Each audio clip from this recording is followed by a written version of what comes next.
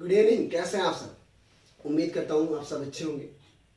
जैसा कि मैंने बताया था, रात 9 बजे ये वीडियो आप लोग को मिलेगा। आज के टॉपिक में मैं परमुटेशन कॉम्बिनेशन पढ़ाने वाला हूँ। और जैसा कि आप जानते हैं कि यूपीएसआई में पिछले साल जब 2017 में, पिछली बार जब भी एग्ज़ाम हुआ 2016-17 में, तो यूपीएसआई में सारे टॉपिक कवर किए गए थे। जैसे कि आप लोग पढ़ते होंगे percentage profit loss, SI, CI, discount, time and distance, train, boat and stream, उसके बाद रेस, इसी तरह से आपका time and work, pipe and systems, फिर आपका एवरेज, रेशियो, प्रोपोर्शन। तो ये जितने भी टॉपिक है, ये एक नॉर्मल टॉपिक है, ये हर एग्ज़ाम में आते हैं। लेकिन कुछ टॉपिक ऐसे भी है जो हर एग्ज़ाम में नहीं आते हैं, जैसे permutation, combination, probability, set theory, statics का मीन, मीडियन, मोड वाला पोर्शन। तो इस तरह से ये कुछ पोर्शन ऐसा है, और नंबर सिस्टम का कुछ पोर्शन ऐसा है जो रेगुलर एग्जाम में नहीं आता है। तो मैंने आप लोगों को बताया था कि क्योंकि यूपीएसआई की वैकेंसी, जैसा कि आप लोगों को मालूम है कि 1 अप्रैल से फॉर्म भरे जाएंगे, तो मैंने ये सोचा है कि वो टॉपिक्स जो रेगुलर एग्जाम में नहीं आते हैं वो मैं आपको यहाँ पे कराऊंगा। ठीक है, तो उस क्रम में टॉपिक बहुत है, ज़्यादा बात नहीं करेंगे हम। ठीक है, आप लोग को मालूम होगा कौन कौन सा टॉपिक है। तो स्टार्ट करते हैं परमुटेशन कॉम्बिनेशन। देखिए, परमुटेशन और कॉम्बिनेशन, और इसके बाद आता है प्रोबेबिलिटी।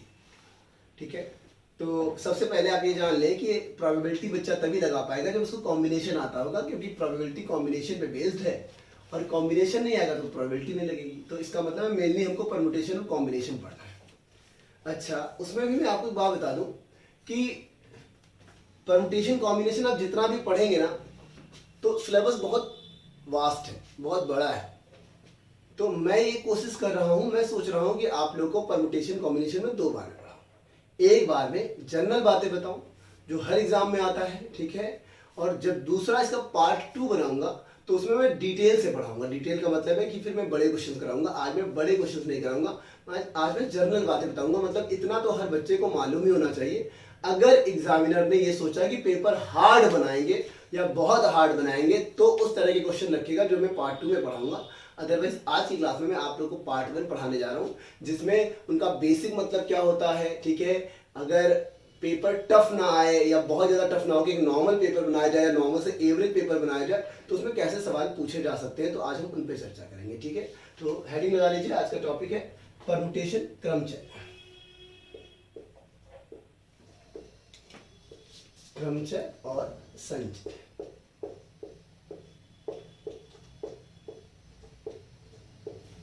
ठीक है, परमुटेशन, क्रमचय और संचय, हिंदी में बोलेंगे, इंग्लिश में बोलेंगे इसको परमुटेशन,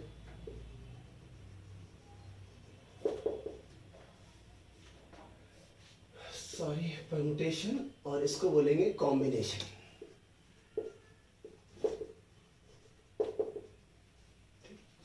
अब देखिए, अगर हम परमुटेशन की बात करें, परमुटेशन को P से रिप्रेजेंट किया जाता है, कॉम्बिनेशन को C से रिप्रेजेंट किया जाता है। इनमें कुछ फॉर्मूलेस चलते हैं। फॉर्मूला क्या है? फॉर्मूला है NPR, फॉर्मूला है NPR, और यहाँ फॉर्मूला चलता है NCR। सबके बारे में बताएंगे, NPR क्या है, NCR क्या है, लेकिन थोड़ा देखेंगे। ठीक, अगर हम परमुटेशन की बात करें, सॉरी, सबसे पहले कॉम्बिनेशन की बात करें, कॉम्बिनेशन, तो याद रखिएगा कॉम्बिनेशन में हम चीजों को सेलेक्ट करते हैं। ठीक है, इसमें सिलेक्शन होता है, इसमें सिलेक्शन होता है। कॉम्बिनेशन में हम चीजों को सेलेक्ट करते हैं, इसमें सिलेक्शन होता है। अगर हम परमुटेशन की बात करें तो देखिए, परमुटेशन का हिंदी मतलब है क्रमचय, और चय देखिए यहाँ भी आया है। इसका मतलब है, याद रखिएगा कि सिलेक्शन यहाँ भी होता है, लेकिन एक ऑर्डर में। ठीक है, तो selection in an order is called permutation.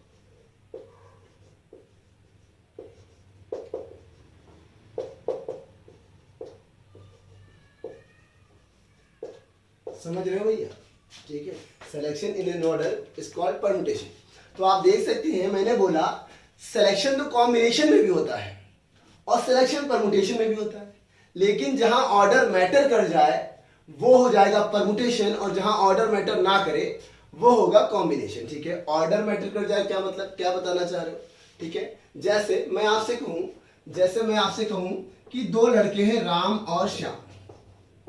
Ram, Shyam और मोहन 3 लड़के हैं।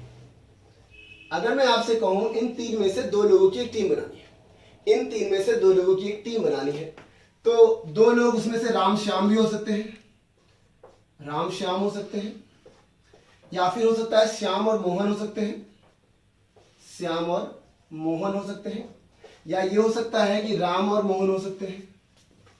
अब मेरे को एक बात बताओ, आप टीम में राम और श्याम को रखो या श्याम या राम को रखो, क्या फर्क पड़ता है इस बात से? आप टीम में राम या श्याम को रखो या श्याम या राम को रखो, भाई राम श्याम हो या श्याम राम हो, बात तो एक ही है तो वही दो लोग। तो आपने ये देखा कि जब आप चीजों को सेलेक्ट कर रहे हैं, तो जब मैंने राम श्याम कहा या जब मैंने श्याम राम कहा तो है तो वही दो लड़के। तो इसका मतलब है कि ऐसे में आपने सिलेक्शन किया है लेकिन ऑर्डर मैटर नहीं करता है। आप पहले राम को रखो या श्याम को, इससे फर्क नहीं पड़ता है। लेकिन अगर वो मैं यही कहूँ 0 1 2 4 3, ये 5 नंबर है, इनसे 2 नंबर की एक संख्या बनानी है, इनसे 2 नंबर की एक संख्या बनानी है, और आपने एक संख्या बनाई 24 और एक संख्या बनाई 42। तो देखिए आपने इस बार 2 डिजिट लिए हैं 4 और 2 डिजिट लिए हैं 4 और 2, लेकिन इनके ऑर्डर बदल देने से वो बदल जा रहा है। जब आप 2 को पहले रखते हैं 4 को बाद में तो ये 24 है, जब आप 4 को पहले रखते हैं 2 को बाद में तो ये 42 है। तो याद रखिएगा, आप ये देख पा रहे होंगे कि जब ऑर्डर बदल जा रहा है तो फिर ये मैटर कर रहा है।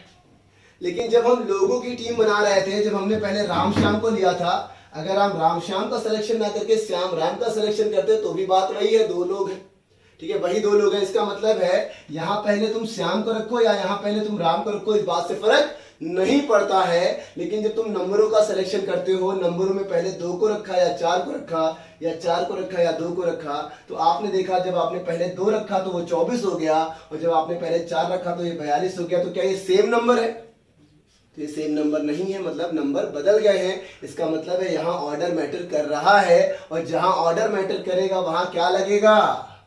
परमुटेशन, क्योंकि मैंने बोला है कि परमुटेशन का मतलब होता है सिलेक्शन इन एन ऑर्डर, और ये है कॉम्बिनेशन। कॉम्बिनेशन का मतलब होता है सिर्फ सिलेक्शन। यहाँ पे ऑर्डर मैटर नहीं करता है, चाहे पहले तुम राम को सेलेक्ट करो फिर श्याम को, तब भी टीम में वही 2 लोग हैं, और पहले श्याम को सेलेक्ट करो फिर राम को, तब भी टीम में वही 2 लोग हैं। बात समझ आ रही है? तो मैंने आप लोगों को जनरली मतलब बताया है कि परमुटेशन और कॉम्बिनेशन का मतलब क्या है, ठीक है। तो मैंने बताया, एक बार दोहरा देता हूं, मैंने कहा परमुटेशन में हम चीजों को सेलेक्ट करते हैं लेकिन एक ऑर्डर में, यहाँ ऑर्डर मैटर करता है, और कॉम्बिनेशन का मतलब होता है सिलेक्शन, यहाँ ऑर्डर मैटर नहीं करता है। तो जहां भी ऑर्डर मैटर करे वहां परमुटेशन लगाइएगा, और जहां ऑर्डर मैटर ना करे वहां कॉम्बिनेशन लगाइएगा। और जनरली याद रखने के लिए एक बात याद रखिए कि जब हम लोगों की टीम बनाएंगे तो वहां हमेशा कॉम्बिनेशन लगता है, वहां सिलेक्शन मैटर नहीं करता, वहां ऑर्डर मैटर नहीं करता। जब भी हम लोगों की टीम बनाएंगे, जैसे कहा जाए 5 लोगों की टीम बनानी है और कुछ लोग आपको दिए जाएंगे, तो वहां हमेशा कॉम्बिनेशन ही लगेगा, क्योंकि वहां ऑर्डर मैटर नहीं करेगा। लेकिन जब आपको नंबर दिए जाएंगे 0 1 2 4 ऐसे नंबर, आपसे कहा जाएगा 3 अंकों की संख्या बनाओ, तो यहां भैया नंबर मैटर करेगा, ठीक है, ऑर्डर मैटर करेगा, क्योंकि 3 पहले आएगा या 4 पहले आएगा या 1 पहले आएगा तो संख्या के मान बदल जाएंगे। और हमेशा याद रखिएगा, नंबरों में हमेशा परमुटेशन लगेगा, और लोगों की जब टीम बनानी होगी तो कॉम्बिनेशन लगेगा। बात समझ आ रही है? चलिए थोड़ा सा एक और बता दूं, अगर आप लोग क्रिकेट वगैरह के शौकीन हैं, अगर मैच वगैरह खेलते रहते हैं तो आप लोग IPL जरूर देखते होंगे, ठीक है। भारतीय क्रिकेट में एक क्रांतिकारी कदम IPL सन 2008 से स्टार्ट हुआ, तो इतने साल हो गए, 13वां संस्करण होने वाला था, शायद पिछली बार 13वां हुआ था या 12वां हुआ था, जो भी है। तो आप लोग शायद एक चीज तो नोटिस कर चुके होंगे, जैसे अगर मान लीजिए मैच चल रहा है दिल्ली डेयरडेविल्स वर्सेस CSK, और या फिर लिखा है CSK वर्सेस दिल्ली डेयरडेविल्स, और मैच इंडिया में हो रहा है, क्योंकि कभी कभी इसके कुछ संस्करण इंडिया से बाहर भी हुए हैं, तो इसलिए ये पॉइंट मेंशन करना जरूरी है कि मैच इंडिया में हुआ है। तो याद रखिएगा, जब मैच इंडिया में हुआ है तो मैं ये पूछना चाहता हूं, क्या दिल्ली डेयरडेविल्स वर्सेस CSK या CSK वर्सेस दिल्ली डेयरडेविल्स ये एक ही मैच है या 2 अलग अलग मैच है? तो आपको ये बात पता होनी चाहिए, अगर आप क्रिकेट देखते हैं तो थोड़ी बहुत नॉलेज होनी चाहिए। आपको मालूम होना चाहिए कि अगर दिल्ली पहले लिखा हुआ है तो इसका मतलब है मैच दिल्ली के फिरोजशाह कोटला में हो रहा है, और अगर पहले CSK लिखा है तो इसका मतलब है ये चेपक स्टेडियम में हो रहा है, ठीक है। तो ये 2 अलग अलग मैच हैं, ठीक है। अगर ये पहले दिल्ली लिखा है तो ये होस्ट है और वो गेस्ट है, और अगर पहले सीएसके लिखा है तो ये होस्ट है वो गेस्ट है, तो ये एक ही मैच नहीं है, दो अलग अलग मैच है। तो आपने देखा दिल्ली डेयरडेविल्स वर्सेस सीएसके को हो या सीएसके वर्सेस दिल्ली डेयरडेविल्स को हो, यहाँ पे ये दो अलग अलग मैच है। इसका मतलब है दिल्ली या सीएसके में से पहले किसी को रखने से ऑर्डर मैटर कर रहा है, क्योंकि जब ये आता है तो ये मैच दूसरा है, जब ये आता है तो मैच दूसरा है। ये वाला मैच दिल्ली में हो रहा है और ये वाला चेन्नई में हो रहा है, तो ये दो अलग अलग मैच है। बात समझ आ रही है भाई? अगर मान लो वर्ल्ड कप का मैच चल रहा है और वर्ल्ड कप का मैच मान लो साउथ अफ्रीका में खेला जा रहा है और मैच हो रहा है ऑस्ट्रेलिया वर्सेस इंडिया, और या फिर इसे बोलो इंडिया वर्सेस ऑस्ट्रेलिया, तो याद रखिएगा जब मैच साउथ अफ्रीका में हो रहा है तो आप ऑस्ट्रेलिया वर्सेस इंडिया कहें या इंडिया वर्सेस ऑस्ट्रेलिया कहें, बात एक ही है। ये दो अलग अलग मैच नहीं, ये एक ही मैच है, क्योंकि यहाँ पे दोनों गेस्ट हैं, कोई भी होस्ट नहीं है। बात समझ आ रही है? तो यहाँ पे जो गेम चलेगा वो काहे का चलेगा? कॉम्बिनेशन का। और यहाँ पे जो गेम चलेगा वो काहे का चलेगा? परमुटेशन का। तो मुझे ये फर्क बताना था, कहाँ कॉम्बिनेशन लगता है कहाँ परमुटेशन। जनरली बात यही है कि लोग परमुटेशन कॉम्बिनेशन पढ़ भी लेते हैं, सवाल लगा भी लेते हैं, लेकिन वो यही नहीं जान पाते कि परमुटेशन कॉम्बिनेशन में डिफरेंस क्या है। समझ रहे हैं? वैसे तो हम जहां से पढ़ते थे या हमने जहां पढ़ा सिर्फ इतना बता दिया गया कि भैया इसका मतलब होता है सिलेक्शन, इसका मतलब होता है अरेंजमेंट। तो याद रखिएगा इसका मतलब अरेंजमेंट नहीं, इसका मतलब अरेंजमेंट तो है लेकिन इन एन ऑर्डर, ठीक है। Selection in an order arrangement कहलाता है। खैर देखिए अगला, अब देखिए बताते हैं। अगर हम बात करें, इसको पी से दिखाते हैं, फॉर्मूला चलता है एनपीआर, और इसका फॉर्मूला है factorial N upon factorial N minus. N क्या है? एन है number of total person, number of total person, पंखा चला लो कोई दिक्कत नहीं है, number of total person. R है number of arrangement, number of arrangement.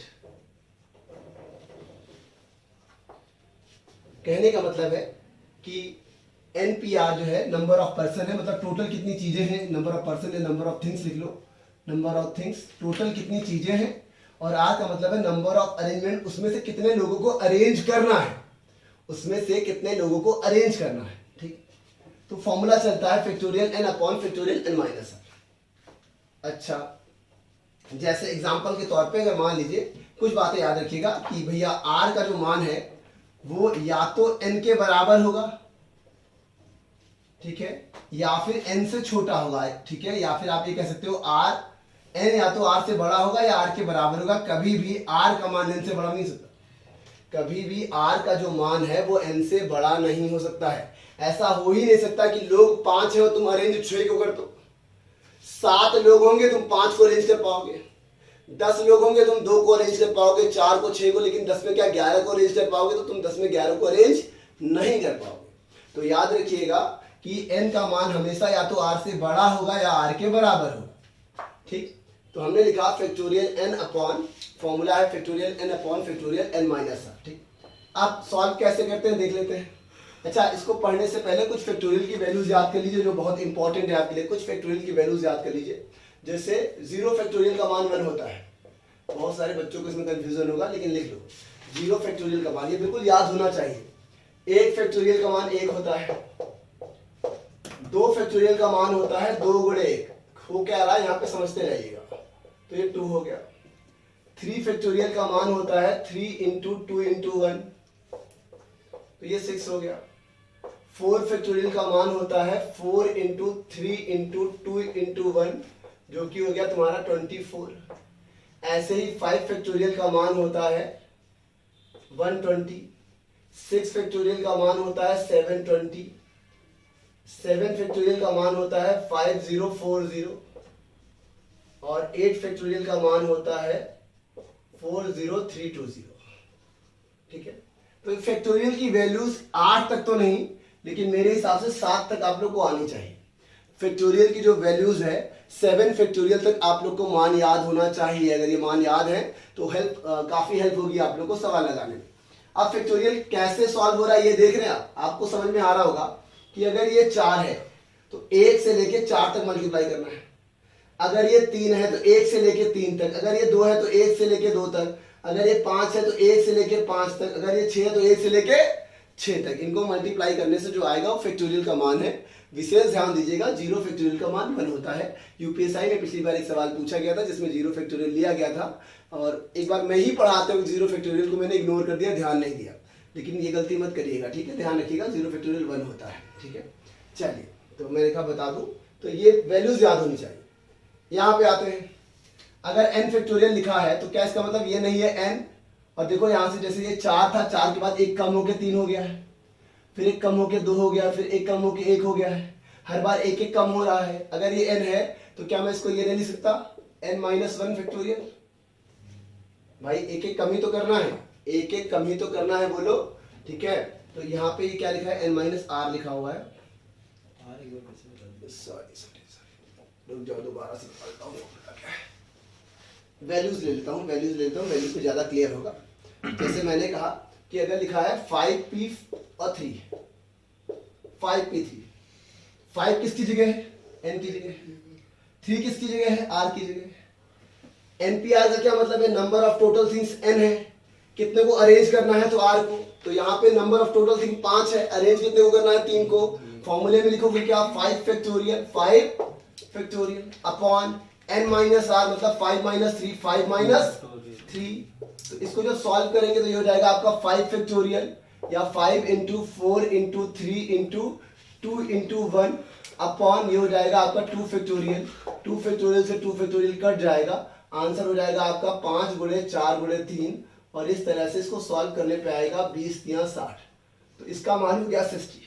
दोबारा सुन लीजिए, अगर यहाँ पे लिखा होता 11p और 2 लिखा होता 11p2 का क्या करोगे, आप लिखोगे n फैक्टोरियल जो कि 11 हो जाएगा, ब्रैकेट में लिखोगे 11 - 2 जो कि 9 हो जाएगा, सॉल्व करोगे तो ये हो जाएगा 11 × 10 × 9। अब देखिए, अगर आप चाहते हैं कि 9 के बाद ना लिखना पड़े तो आप 9 फैक्टोरियल से इसको खत्म कर सकते हैं, क्योंकि बात तो वही है। 11 फैक्टोरियल का मतलब है 1 से लेके 11 तक के नंबरों का गुणा, और आपने लिखा 11 × 10 और 9 फैक्टोरियल जो है उधर लिख दिया, और ये भी आया 9 फैक्टोरियल, तो 9 फैक्टोरियल से 9 फैक्टोरियल कट गया, तो ये हो गया 11 × 10, ये हो गया 11 × 10, ये हो गया 110। बात समझ आ रही? तो आप ये देख पा रहे होंगे कैसे फॉर्मूला चल रहा है, लेकिन अब मैं आपको बताऊंगा बिना फॉर्मूले के कैसे सॉल्व करते हैं। फॉर्मूला याद रखने की जरूरत नहीं है, बिना फॉर्मूले के p कैसे सॉल्व होता है देख लो। अगर यहाँ पे लिख दिया जाए 4p और यहाँ लिख दिया जाए 3, इसको बढ़ा लेते हैं, ये लिख लेते हैं 6p3। 6p3 को सॉल्व करना है तो कैसे सॉल्व होगा देख लो। नीचे 3 लिखा है ना, आप 3 प्लेस बना लो बस, और 6 को घटते क्रम में 3 तक लिखो, 6, 5 और 4, इन तीनों प्लेसेस को भर दो बस, यही आंसर है। 6 × 5 = 30, चौका 120। डायरेक्ट ऐसे कर सकते हो। यहाँ देखो, जैसे मैंने लिखा था 5p3, तो 5p3 को क्या लिख सकते हैं डायरेक्ट, 5p3, अगर ये 3 है तो 3 प्लेसेस बनाओ, 1, 2 और 3, 5 × 4 और × 3, इस तरह से ये हो जाएगा 60। फॉर्मूला याद रखने की जरूरत नहीं है, लेकिन फिर भी फॉर्मूला याद होगा तो अच्छी बात है। 11p2 लिखा है, 2 है ना, 2 प्लेस बना लो, और 11 × 10, इस तरह से ये हो जाएगा 110, इस तरह से ये हो जाएगा 110। बात समझ आ रही है? तो मैंने आप लोगों को परमुटेशन में ये बातें बता दी हैं कि परमुटेशन कैसे वर्क करता है, इसके फॉर्मूले को कैसे हम लोग लिखते हैं। अब इस पे सवाल कैसे आएंगे वो देख लो। कुछ बातें मैं और बता देता हूं।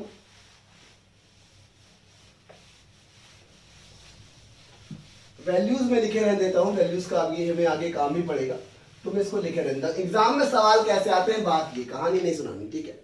जितनी कहानी सुनानी थी मैंने इतनी देर में सुना दी है, ठीक है। एग्जाम में सवाल कैसे आते हैं, सबसे पहले हम लोग इसी की बात कर लेते हैं, संचय को थोड़ी देर में देखेंगे, ठीक है।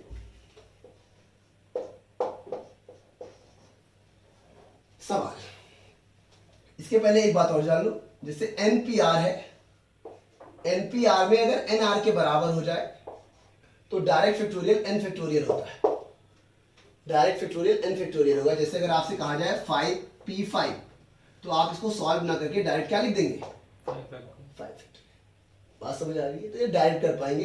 तो ऐसी कुछ बातें और भी होती हैं जो आपको पता होनी चाहिए। जैसे NPR में अगर r का मान जो है वो n से 1 कम है, n से 1, तो भी इसका मान n फैक्टोरियल ही होगा, ठीक है, तब भी इसका मान n फैक्टोरियल ही होगा।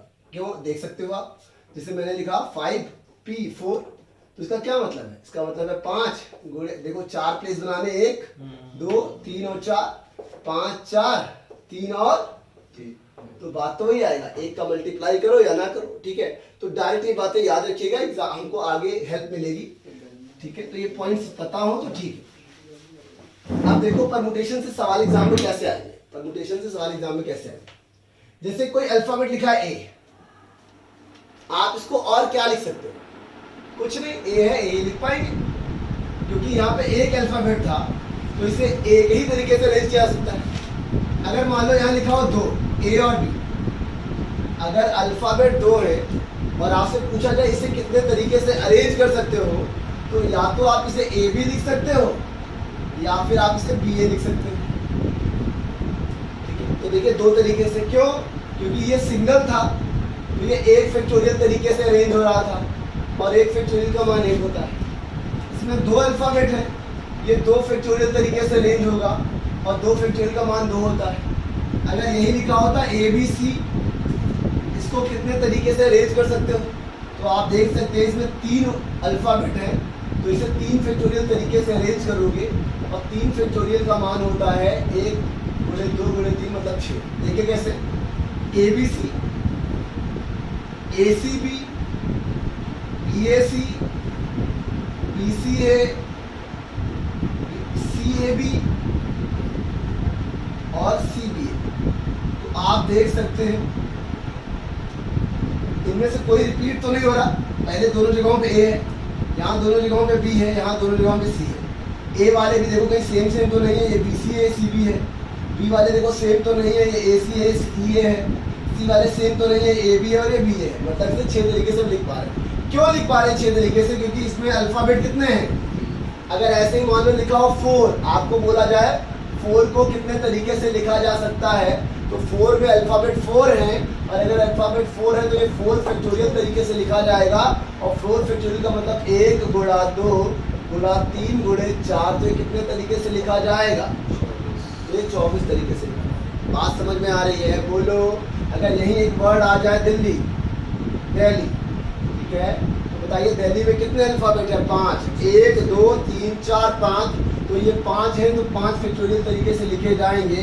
तो 5 फैक्टोरियल का मान कितना होता है भाई? 100, तो इसका आंसर हो जाएगा 120।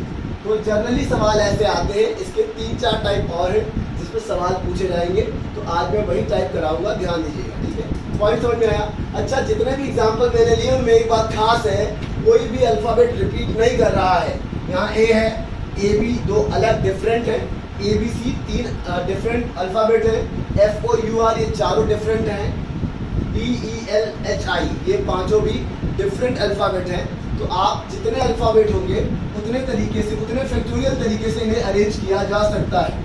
ऐसे सवाल आने की संभावना बहुत कम है, बहुत कम मतलब अगर बहुत लो लेवल का एग्जाम होगा तो ऐसा सवाल आ सकता है, ठीक है।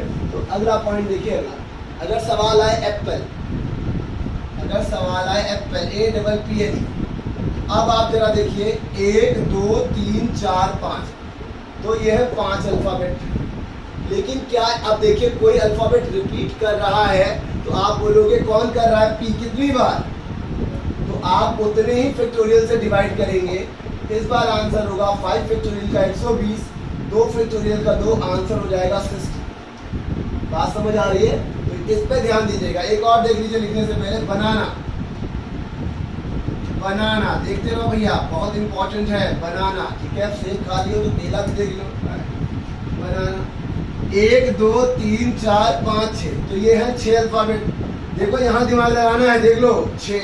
अब आप बताओ ए कितनी बार है? तो ए के लिए 3 फैक्टोरियल यहाँ आएगा। क्या ए के अलावा भी कोई है? कौन?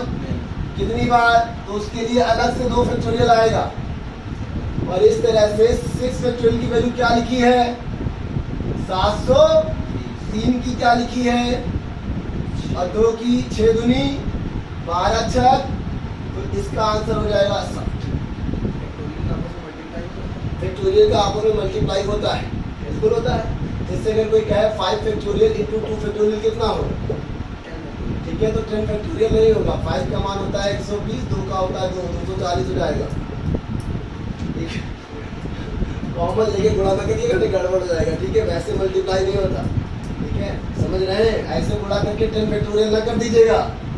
हमने मान लिखा है इसका मान 120, इसका मान तो हो गया 240, नहीं पता लगा आपने गुणा कर दिया, 5 गुणे 2 10 फैक्टोरियल, ठीक है। सस्ता नशा ना करें।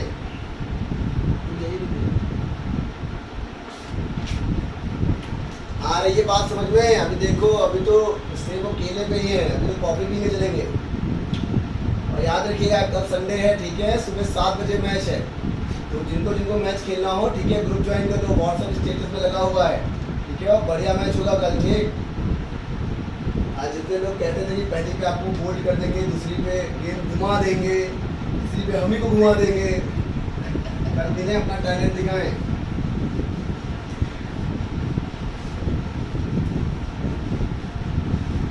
देखिए अगला देखिएगा, अब बात करते हैं कॉफी। अब इतना खा लियो तो कुछ पी भी लो। कॉफी, कॉफी में अल्फाबेट कितने? 6। देखो जुड़ा हुआ नहीं है, 2 एफ होते हैं, ठीक है, लेकिन एक गिन लो। अच्छा आप देखिए कोई रिपीट कर रहा है ना? नहीं कर रहा? कर रहा है, कौन सा? ई। कितनी बार है? तो 2 बार लिख लो। ये तो अब तो कोई रिपीट नहीं कर रहा, कर रहा है। एफ कितनी बार? 2 और लिख लो। 6 फैक्टोरियल का मान देखो कितना होता है, 720। धीरे धीरे याद कर लेना। 2 का 2 होता है, 2 का 2 होता है, 2 दूनी 4 होता है, 4 से काटोगे आंसर क्या आएगा? 180। आंसर आ जाएगा 180। बात समझ आ रही है? तो पहला जो तरीका हमने बताया था वो कतई आसान था, उसमें कुछ करना ही नहीं था। सारे अल्फाबेट एक एक बार आ रहे थे, तो जितने अल्फाबेट उतने फैक्टोरियल। यहाँ पे मैंने आपको बताया है कि भैया देख लो, अगर अल्फाबेट रिपीट कर रहा है तो क्या होगा, ठीक। 8 से बड़े लेटर्स होते हैं, जैसे मान लीजिए एक दिया हो इलाहाबाद,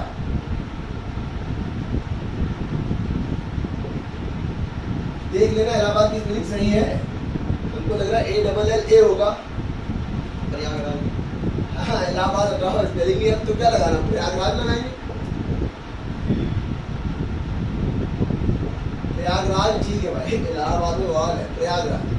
तो आप देख सकते हैं प्रयागराज में स्पेलिंग ऐसे लिखे, हमको खुद ही नहीं दिख रहा कौन कितनी बार आया है। चलिए कोई बात नहीं। 1 2 3 4 5 6 7 8 9, तो भैया फैक्टोरियल हो गया 9। अब देखना है क्या कोई रिपीट कर रहा है, तो आप देखेंगे ए जो है 1 2 3, ए 3 बार आया है, तो 3। इसके अलावा कोई ऐसा है जो रिपीट हो रहा है, तो प्रयाग में आर भी 2 बार आया है, एक बार ये है और एक बार ये है, ये हो गया 2। इसके अलावा भी कोई रिपीट कर रहा है, तो हमको नहीं मालूम है कर रहा हो तो देख लेना, ठीक है। चलिए इतना बहुत है, ठीक है। अब अगर इसको सॉल्व करेंगे तो आप एक बात बताओ, सब लोग एक बात बताओ, जैसे मैं अगर इसको लिख दूँ 9 को 9 × 8 × 7 × 6 और यहाँ 5 फैक्टोरियल लिख दूँ तो कोई दिक्कत? 5 फैक्टोरियल अब कहाँ तक लिखूंगा यार? 5 4 3 2 1 और 5 का मान याद है, कौन 24 लिख दें। अब सोचने वाली बात ये भी है कि 5 को ही काहे लिखो, तुम तो ये भी लिख सकते थे, सीधे सीधे लिख देते 9 × 8 फैक्टोरियल का मान पता था, लिख देते। इतना काहे घसीट दिए? तो आप देखो नीचे लिखा है 3 फैक्टोरियल का मान 6 होता है और 2 का मान 2 होता है। तो हम सोचे थे इससे ये कट जाएगा तो आराम से काट देंगे, ठीक है। अगर ऐसे लिख देते 6 × 2, पता लगा टेबल पढ़ते रहते, इसलिए हमने ये नहीं लिखा। हमने सोचा थोड़ा काटेंगे तो ठीक रहेगा, ठीक। तो अब हम यहाँ से काटे दे रहे हैं। अच्छा एक चीज़ हम और कर सकते थे, एक चीज़ हम और कर सकते थे, वो देख लो, बता दे रहे आप लोग को, ठीक। तो 6 से 6 काट दे रहे, नहीं नहीं बताएंगे बेटा, और 2 से इसे काट देंगे तो ये हो जाएगा हमारा 4, ये हो जाएगा 4। 120 यहाँ दिया हुआ है, इनका मैं गुणा करा लेता हूँ, 12 का पढ़ लूँगा टेबल, ठीक है। ये हो जाएगा 9 चौक 36, 9 चौक 36, और बाद में 7 का गुणा कर देंगे, 7 छक 42 का 2 बचा 4 और 21 4 25, और यहाँ दिया हुआ है 120, ये हो गया 0, 12 दूनी 24 का 4 बचा 2, और ये हो गया तुम्हारा 12 × 25 60, 2 62, 2 बचा 6 और 24 6 30, आंसर हो गया 30 240, ठीक है। अगर कैलकुलेशन एरर पाई जाती है तो माना नहीं जाएगा, ठीक है, वो खुद कर लीजिएगा, ठीक है, अपने हिसाब से 1 2 नंबर इधर हो सकता है, ठीक। चलिए कोई बात नहीं, पॉइंट में आ रहा है ना। तो प्रयागराज मैंने बता दिया, ठीक है। तो अल्फाबेट जो भी आप वर्ड लेंगे उसमें वर्ड में अल्फाबेट 1 हो 2 हो 10 हो, इससे फर्क नहीं पड़ता है। आपको देखना है अल्फाबेट कितने हैं और उसमें से कौन सा रिपीट हो रहा है और कितनी बार हो रहा है। ठीक है, जितनी बार रिपीट होगा, जैसे ए 2 बार रिपीट हुआ है तो 2 फैक्टोरियल। अब मान लीजिए पी 4 बार आया तो पी का 4 अलग होगा। ठीक है, ऐसा ना हो कि 2 और 4 लेके 6 फैक्टोरियल कर दो, ये गलती मत करिएगा। ठीक, हर बार चीजें कट जाएंगी या डेसिमल में? नहीं कटेंगी, डेसिमल नहीं होगा, कटेंगी। ठीक है, क्योंकि नंबरों को 3.5 तरीके से कैसे अरेंज करोगे? पता लगा तुम्हारा नाम है शिवम और तुमने इसको 2.5 तरीके से अरेंज कर दिया, तो ऐसा नहीं होगा, नंबर कटेगा, ये तो तय बात है। ठीक है, चलिए देखिए, जैसे नाम लिखा है शिवम, इसको अरेंज करना है। ठीक है, तो 1 2 3 4 5 6, ठीक है, 6 फैक्टोरियल ये हो गया। इसके बाद अगर कहा जाए कि क्या कोई अल्फाबेट रिपीट कर रहा है तो हमको तो नहीं दिख रहा। ठीक है, तो 6 फैक्टोरियल का मान क्या होता है? 720। बाकी किसी को भी अपना नाम अरेंज कराना है तो आप लिख के भेज दीजिए। जैसे इन्होंने लिखा अनिल, देखिए तो अनिल भैया ने अपना नाम लिख के भेजा है अनिल, तो देखिए अनिल लिखा है, तो ये 4 है तो 4 फैक्टोरियल। 4 फैक्टोरियल का मतलब कितना होता है? 24। बात समझ आ रही है? देखो जैसे हिमांशु ने अपना नाम लिख के भेजा हिमांशु, ठीक, तो देख लीजिए हिमांशु, तो आप हिमांशु देखिए 1 2 3 4 5 6 7 8, ये हो गए 8 फैक्टोरियल। ठीक है, इसके बाद अगर पूछा जाए कुछ रिपीट कर रहा है तो हिमांशु कुछ रिपीटर नहीं कर रहा। देखिए एच आया है 1 बार और 2 बार, इसके अलावा कोई रिपीट कर रहा है तो देखिए रहना कुछ छूट ना जाए। भैया 8 फैक्टोरियल को अगर तुम लिख दो 8 गुणे और यहाँ से लिख दो तुम 5000, या फिर 8 फैक्टोरियल का मान सीधे लिख दो यार, 40 320, ठीक है, तो वही है, और 2 से काट दो तो ये हो जाएगा 20 160। समझ रहे? कर लोगे ना? तो आप लोग अपना अपना नाम लिख के अरेंज कर लीजिएगा। ठीक है, जिनका नाम छोटा होगा वो पहले से सोच के उनके मम्मी पापा ने रखा होगा, ज़्यादा अरेंज ना करना पड़े। बड़े होकर जब बच्चा परमुटेशन पढ़ेगा पता लगा अल्फाबेट ज़्यादा हुई दिक्कत होगी, इसीलिए नाम एकदम मोनू 4 अल्फाबेट करना ही नहीं है। ठीक, चल ठीक है, आगे देखिए, तो ये 2 टाइप बताए, एक बहुत नॉर्मल वाला, एक रिपीट वाला। तीसरा देखिए एग्जाम में कैसे आता है। तीसरा है एक नाम ले लेते हैं एजुकेशन।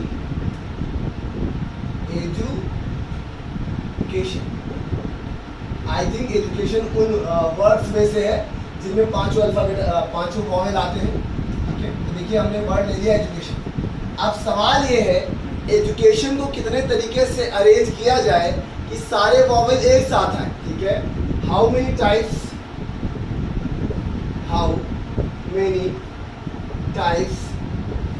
will it arrange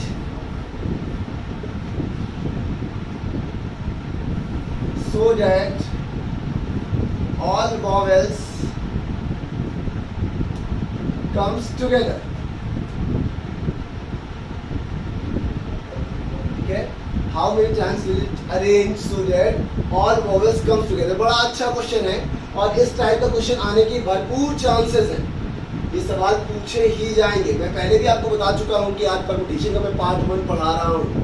ठीक है, मतलब मैं वो चीज़ें तो बताऊंगा ही नहीं जो बहुत बड़े लेवल पे काफ़ी बड़ी हो जाती होंगी। मैं वो बता रहा हूँ जो आपको मालूम होना चाहिए। ठीक है, जिससे 80% आपका काम चल जाएगा, 20% अगर पेपर टफ आया तो नहीं चलेगा, उसके लिए मैं टाइप 2 बनाऊंगा। ठीक है, तो ये एजुकेशन। अब देखिए मैंने क्या कहा है, वॉवेल एक साथ है, ऐसा करो इन सबको बिठाओ। ठीक है, सबको अलग अलग कुर्सी देना, लेकिन वॉवेल को पूरी एक टेबल दे देना, सबको एक ही साथ बिठाना है। तो वॉवेल में ई है, हमने ई लिख दिया, यू है, हमने यू लिख दिया। वॉवेल पता भी होना चाहिए, देखिए रहना, ए है, आई है, ओ है। तो आपने क्या किया, इन सबको एक टेबल पे बिठा दिया, इन सबको एक टेबल पे बिठा दिया। ध्यान दीजिएगा, बचा कौन? डी, सी, टी और इन सबको एक एक कुर्सी दी। ये सब लोग कुर्सी बैठे, ये टेबल बैठे। याद रखिएगा, जरूरी नहीं है कि वॉवेल किनारे बैठे, वॉवेल इनके बीच में भी आ सकते हैं, लेकिन वॉवेल बैठेंगे टेबल पे ही। तो अगर इन लोगों को यहाँ आना होगा बीच में, तो ये सब आएंगे एक साथ ही, कोई एक उठ के नहीं आ सकता। अगर उठ के आएगा तो खड़े रहेगा, बैठने नहीं मिलेगा। तो डी, सी मान लो यहाँ आ गया, E, U, A, I, O, T, N. तो देखिए एक कुर्सी है, दूसरी कुर्सी है, एक टेबल, 3 4 और 5, मतलब कुल मिला के आपके पास चीज़ें कितनी हैं? और 5 चीज़ों को जब तुम अरेंज करोगे तो 5 फैक्टोरियल तरीके से अरेंज करोगे। कितने? 5 फैक्टोरियल तरीके से। अब एक बात बताओ, क्या कहीं लिखा है कि ओ किनारे ही बैठेगा? क्या कहीं लिखा है ए बीच में ही आएगा? क्या कहीं लिखा है यू दूसरा ही होगा? तो ये 5 जो है ये भी तो अपनी प्लेसेस को आपस में इंटरचेंज कर पाएंगे। कितने फैक्टोरियल तरीके से? 5 फैक्टोरियल तरीके से। तो आप देख सकते हैं 5 फैक्टोरियल ये, 5 फैक्टोरियल ये। समस्या यही है, यहाँ बच्चे गलती करते हैं। इस 5 को तो 5 कर देते हैं, लेकिन इस 5 को वो 1 2 3 4 ही लिखते हैं, इसको नहीं लेते। तो ये भी तो अरेंज होगा, 1 2 3 4 और एक ये तो 5। और जो साथ में बैठे हैं वो भी 5 तरीके से अपने आप को अरेंज करेंगे, तो उसका 5 फैक्टोरियल। क्या कोई रिपीट हो रहा है? कोई रिपीट नहीं हो रहा है। तो 5 फैक्टोरियल का मान 120 और दूसरे वाले का भी 120, ये हो गया 14,000। पॉइंट समझ में आ रहा है? ये कौन सा टाइप है? जहाँ लिखा है वॉवेल्स कम्स टुगेदर, बहुत इंपॉर्टेंट टाइप है ये। वॉवेल्स कम्स टुगेदर लिख के आया है। ठीक, बात समझ आ रही है? सवाल बहुत अच्छे सवाल के बाद क्लास में आप लोगों को एक पीडीएफ प्रोवाइड कर दी जाएगी, जिसमें बेसिक क्वेश्चन जो है वो आप लगा लीजिएगा। 91 पेजेस की होगी। इसमें परम्यूटेशन, कॉम्बिनेशन, प्रोबेबिलिटी सब होगा। मैंने कम से कम 5-6 किताबों से मिलकर उसको अरेंज किया है और एक पीडीएफ बनाई है। और अरेंज करने में उसमें आंसर की भी होगी। ठीक है, तो आप लोग जहाँ गलत गलती करेंगे वहाँ चेक कर लीजिएगा। दूसरी बात, उसका लेवल बहुत ज़्यादा होगा, तो आप लोग ज़्यादा लेवल को मत टच करिएगा। बेसिक सवाल लगा लीजिएगा, जिससे आपका काम चल जाए। चलिए, तो फिर एक नंबर और दे रहा हूं, देखो। अगला नंबर है कॉफी। सवाल बिल्कुल सेम है, coffee. How many types will arrange so that all vowels comes together? सारे वॉवेल एक साथ हैं, सारे वॉवेल एक साथ हैं। देखते हैं कौन सबसे जल्दी आंसर बताएगा। ठीक है, लगाइए। ऋषि, आशीष, अनिल, सुनील, बहुत बढ़िया। ठीक है, आप चारों के आंसर सही हैं।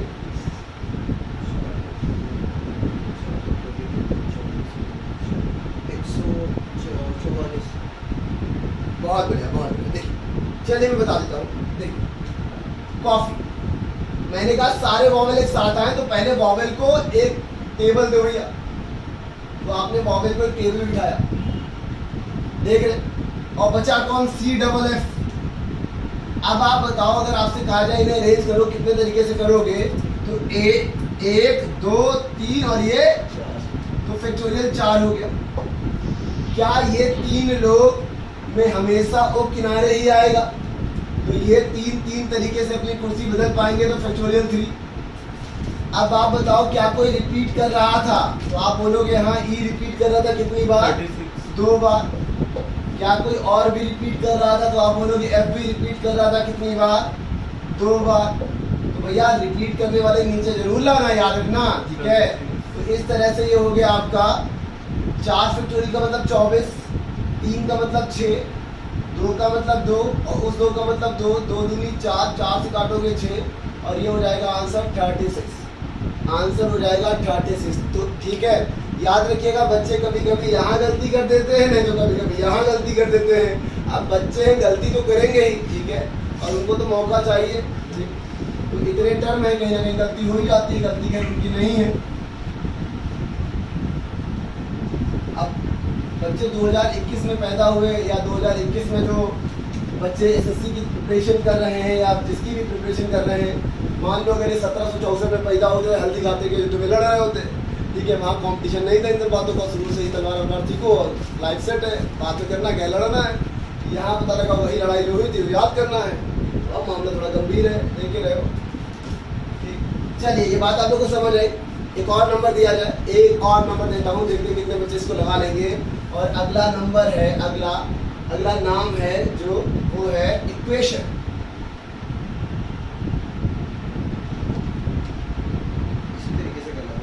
इक्वेशन, सवाल फिर वही है, सारे वॉवेल एक साथ है। All vowels comes together, all vowels comes together, all vowels comes together.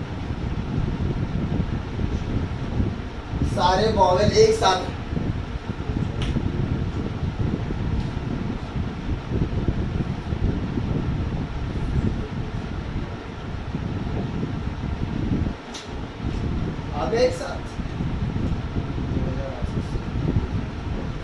बचा कौन, यूटीएन, क्यू, टी और एन, ये बच गया। आप बताओ 1 2 3 और ये फैक्टोरियल 4, ये भी तो आपस में कुर्सियां बदल सकते हैं। फैक्टोरियल 5, क्या कोई रिपीट कर रहा है, नहीं, तो 4 फैक्टोरियल का मान 24 होता है और 5 फैक्टोरियल का मान होता है 120। सॉल्व करोगे 12 का स्क्वायर 144, उसका डबल 288, आंसर हो जाएगा 28, आंसर हो जाएगा 2880। आ रहा है सर? चलिए, इक्वेशन हो गया। तो मैंने आप लोगों को ये तीसरा पॉइंट पढ़ाया, इसका चौथा भी पूछा आता है, वो देख लो क्या है। पूछा आता है all vowels never comes together, all vowels never comes together. अगर सारे वॉवेल एक साथ ना आए, जैसे हमने ले लिया कॉफी, हमने ले लिया कॉफी और कहा जाए सारे वॉवेल एक साथ ना आए, बहुत ध्यान से सुनिएगा इसका मतलब। पहले सवाल का मतलब समझ लीजिए, इसमें लिखा है सारे वॉवेल एक साथ ना आए। अरे सुन लो पहले तुम लोग, ठीक है, जो बता रहे सारे वॉवेल एक साथ ना आए। इसमें वॉवेल है कितने, 1 2 और सारे ना आए, 2 आ सकते हैं साथ में, पॉइंट समझिएगा। अगर वॉवेल मान लीजिए नंबर में 5 है, जैसे एजुकेशन में 5 वॉवेल हैं, तो याद रखिएगा उन 5 में 4 साथ में आ सकते हैं, 5 साथ में नहीं आ सकते। बात समझ आ रही है?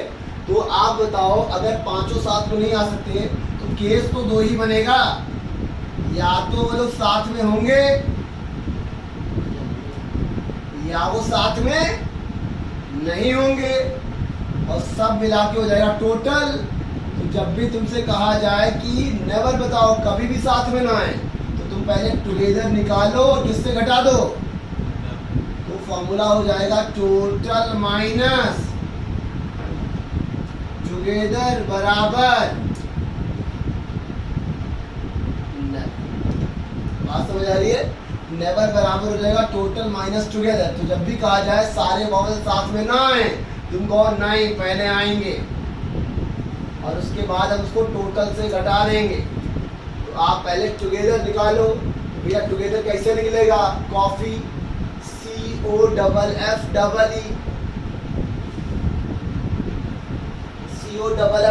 ठीक है। तो कॉफी में पहले साथ में लाओ, पहले तो टोटल निकालो, टोटल कैसे निकलता है भैया टोटल, तो तुम पढ़े होगे 1 2 3 4 5 6, ये हो गया 6 फैक्टोरियल। क्या कोई रिपीट कर रहा है तो F और E, F के लिए 2 और E के लिए भी 2, माइनस टुगेदर निकालो। टुगेदर कैसे निकलता है, टुगेदर के लिए आपको करना क्या है, O E एक साथ रखना है और C F F। तो आपने देखा 1 2 3 और ये हो गया 4 फैक्टोरियल 4।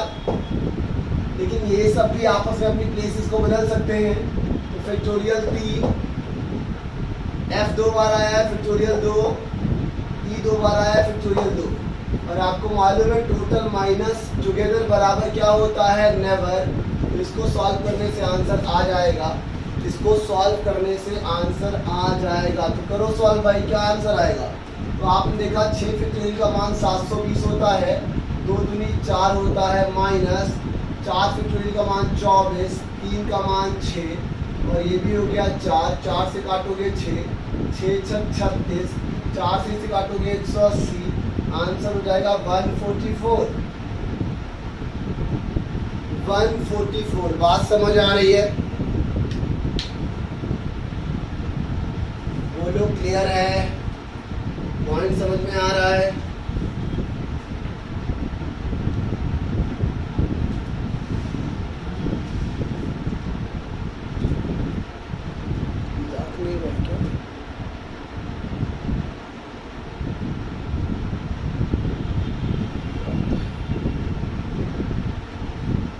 क्लियर है, बोलो समझ में आ रहा है, बिठा दो इसे।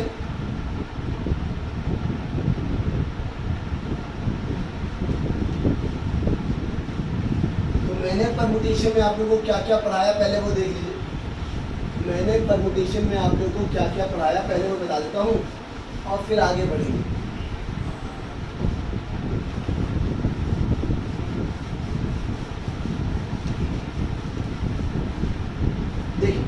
मैंने परमुटेशन में पहले सबसे पहले आप लोगों को फैक्टोरियल्स के मान बताए, फैक्टोरियल्स के मान बताए, इनकी वैल्यूज जो कि आपको याद करनी है। दूसरा मैंने आप लोग को जो सवाल बताया उसमें 3 टाइप बताए, सॉरी 4 टाइप। एक तो मैंने नॉर्मल बताया, जितने अल्फ़ाबेट होंगे सब सिंगल सिंगल होंगे।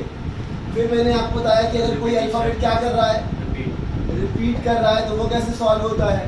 फिर मैंने आपको बताया अगर कहा जाए वॉवेल्स कम्स टुगेदर हो, ठीक है, अगर वॉवेल्स कम्स टुगेदर हो तो क्या करोगे। और फिर मैंने आपको बताया अगर नेवर आ जाए, नेवर कम्स टुगेदर, तो क्या करना है। ये बातें मैंने आप लोगों को बताई। फिर मैंने आप लोगों को ये भी बताया कि परमुटेशन और कॉम्बिनेशन में जो माइनर सा डिफरेंस है वो क्या है, ठीक है। बाद में मैंने आप लोगों को परमुटेशन के लिए फॉर्मूला भी बताया, एमपीआर क्या है।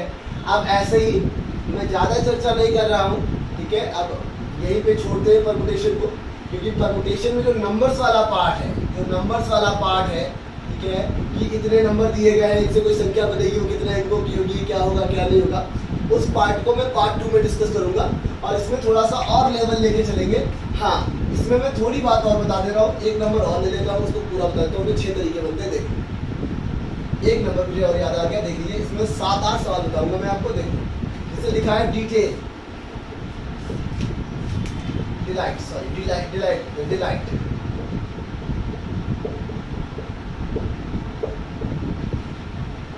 ये डिलाइट है। अब डिलाइट पे सवाल बनेंगे, एक वर्ड है, इस पे सवाल बनेंगे 7, इस पे सवाल बनेंगे 7। मैं यहाँ लिख दे रहा हूँ पहला सवाल डिलाइट पे, ठीक है। सवाल यही है, how many types will it arrange so that, और ये है इसकी कंडीशन। पहली कंडीशन है always starts with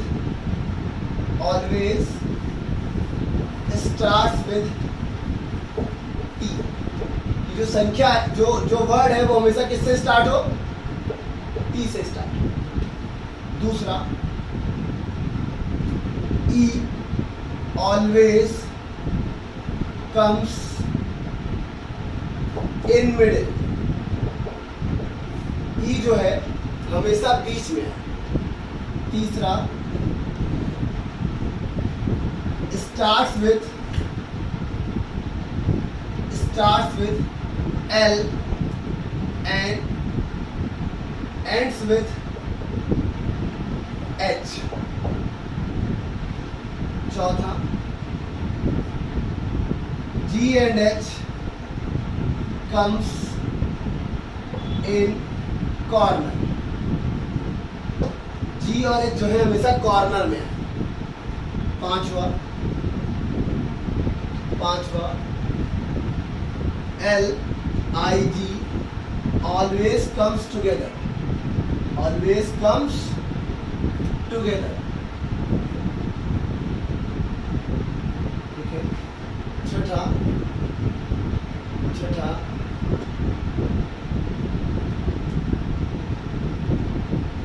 छठा है आपका vowel comes on even places। जो वॉवेल है वो हमेशा इवन प्लेसेस पे है।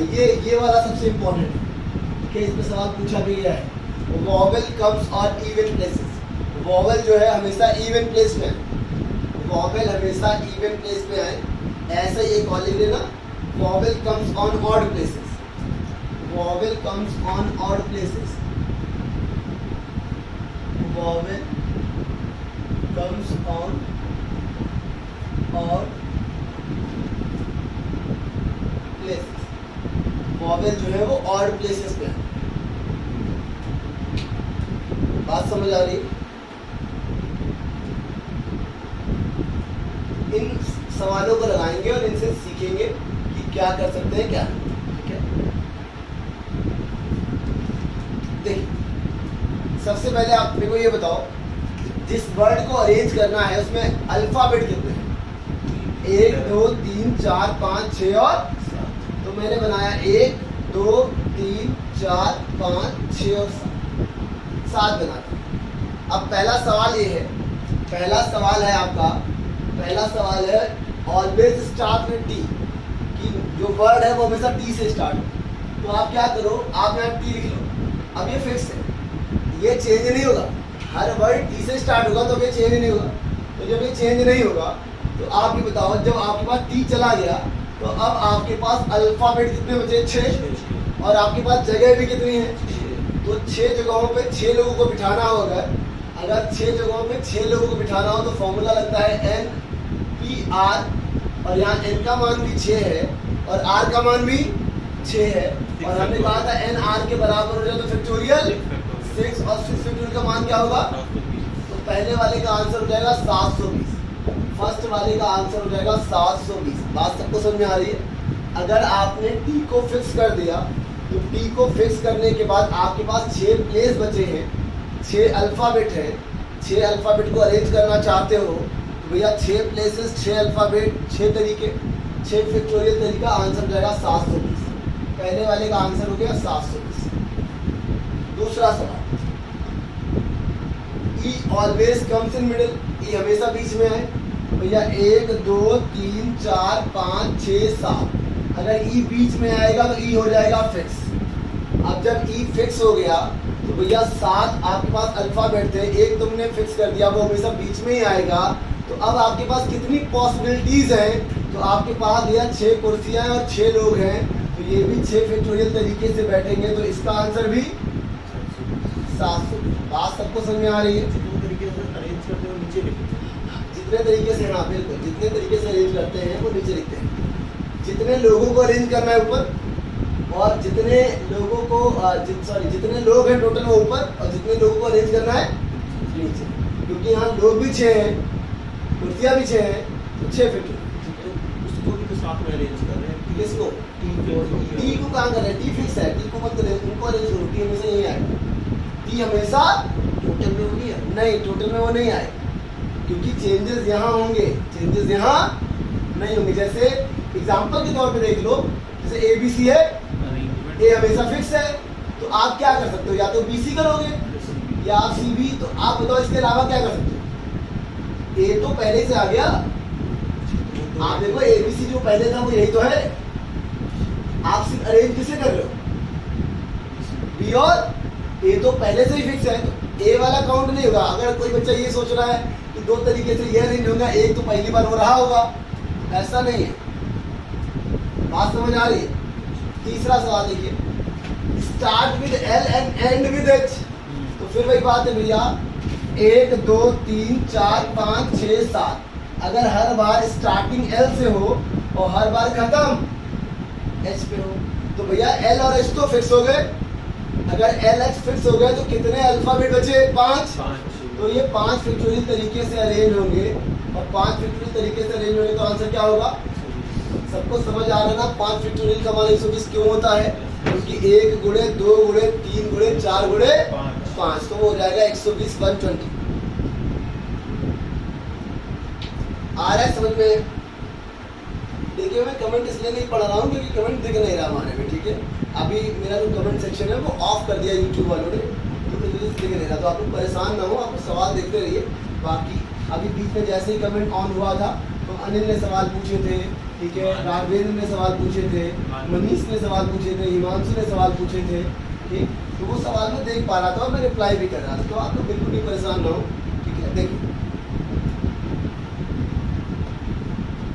क्योंकि मैं आज कानपुर आ गया हूँ तो मैं कानपुर से लाइव क्लास ले रहा हूँ, तो आप बिल्कुल परेशान ना हो, आप लोग पढ़ते हैं। कल सुबह ट्रेन से मैं आऊँगा, ठीक, तो मैच खेलने चलेंगे हम लोग, जहाँ मैंने बताया है। देखिए अगला सवाल देखिए, 1 हो गया, 2 हो गया, 3 हो गया, अगला है 4। GNH comes in corner. देखिए इन दोनों में फर्क क्या है पहले तो मुझे ये बताइए, तीसरे चौथे में क्या फर्क है? एक corner starts with L and ends with H, मतलब हर वर्ड स्टार्ट L से ही होगा और खत्म, मतलब ये पहला होगा और ये आखिरी, ये तो है। क्योंकि यहाँ लिखा है GNH कम्स इन कॉर्नर, तो भैया कॉर्नर, अब इसमें ये नहीं मालूम है कि स्टार्ट G से होगा या और तुम्हें ये भी नहीं पता खत्म जी से होगा या, लेकिन यहाँ पता था स्टार्ट एच से होगा खत्म। 240 तो भैया इस तरह से जब सवाल लगाओगे तो अल्फाबेट है तुम्हारे पास, प्लेसेस है तुम्हारे पास 7, 1 2 3 4 5 6 7, लेकिन तुम ये तय नहीं कर पा रहे हो कि यहाँ जी होगा या एच होगा, यहाँ जी होगा या एच होगा। तो इसका मतलब है कि भैया ये तो बात तय है कि जी एच यहाँ होगा या तो वहाँ होगा। तो तुम्हारे पास दो प्लेसेस तो है लेकिन वहाँ भी फिक्स नहीं है, मतलब इन दो कुर्सियों पे दो लोग कितनी तरीके से बैठ सकते हैं, 2 फैक्टोरियल, और जो बच गए 5 इस पे 5 लोग 5 फैक्टोरियल तरीके से बैठेंगे, तो ये 120 हो जाएगा, ये 2 हो जाएगा, तो आंसर क्या हो जाएगा 200। कमसिन कॉर्नर समझ रहे हैं ना, जी और एच बता नहीं पाएंगे कहाँ बैठेंगे, फिक्स नहीं है। अगर यहाँ जी बैठेगा तो वहाँ एच बैठेगा, और अगर यहाँ एच बैठेगा तो वहाँ जी बैठेगा। तो जब फिक्स नहीं होगा तो भैया अनसर्टेन होगा। तो आप याद रखिएगा जी और एच के लिए आपके पास 2 ही प्लेस हैं और जी एच 2 है। तो अगर वो 2 लोग इन 2 कुर्सियों पे बैठेंगे तो 2 फैक्टोरियल, और बचे 5 लोग 5 कुर्सियों पे बैठेंगे तो 5 फैक्टोरियल। इस तरह से आंसर हो जाएगा 240। तो मैं इनको मिटा दे रहा हूँ जो पॉइंट हम लोगों ने पढ़ लिए।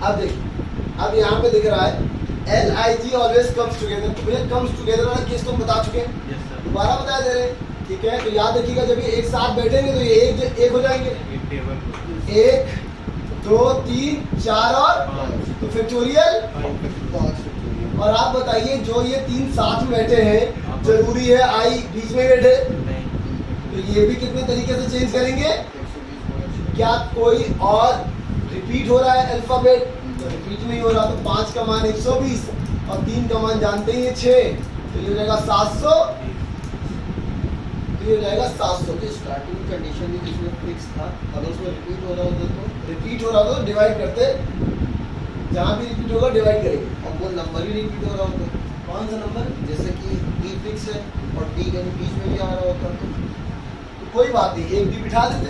अब एक ही कुर्सी पे 2 डी थोड़ा बिठा दोगे, एक डी फिक्स हो जाएगा और दूसरा डी कहीं भी मूव कर सकता है, तो टफ हो जाएगा।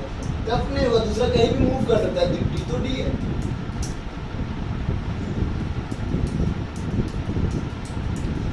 चलिए अगला सवाल, अगला है ये सवाल बढ़िया भी है, ये 2 सवाल जो है ये बढ़िया सवाल है।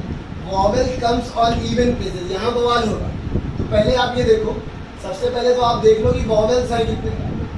सबसे पहले तो आप ये चेक कर लो वॉवेल्स कितने हैं, तो आप बोलोगे वॉवेल्स ई है और आई है, 2 ही वॉवेल है, लेकिन कुर्सियाँ कितनी है, 1 2 3 4 5 6 और 7। लेकिन सवाल में तो क्वेश्चन बोला गया है वॉवेल कम्स ऑन, तो आप पहले देखो इवन प्लेसेस कितने हैं, तो आपके पास इवन प्लेसेस 3 हैं, लेकिन आपके पास वॉवेल कितने हैं, 2 हैं। तो आप ये बताओ, ऐसा तो करोगे नहीं कि इन 2 को 3 की जगह बिठा दोगे, यहाँ ये पूरा बैठ जाएगा, इनको आधा आधा बिठा देंगे, ऐसा तो होगा नहीं भैया। 2 ही कुर्सियां तो भरेंगी इनके द्वारा। तो अगर मान लो ई यहाँ आया और आई यहाँ आया तो ये वाली कुर्सी खाली हो जाएगी, यहाँ कॉन्सोनेंट बैठेगा। और अगर मान लो आई यहाँ आया, ई यहाँ आ गया, तो ये वाली कुर्सी खाली हो जाएगी, इस पे कॉन्सोनेंट बैठेगा। बस ये बताओ कि कितनी ऑप्शन में आपके पास कुर्सियां थी, कितनी, 3, लेकिन बैठने के लिए आपके पास लोग कितने थे, 2। तो हमने यही तो बताया था एनपीआर, हम एनपीआर यही तो बता रहे हैं कि नंबर ऑफ चॉइस आपके पास कितने हैं, ठीक है, और आप कितनों को अरेंज करना चाहते हैं।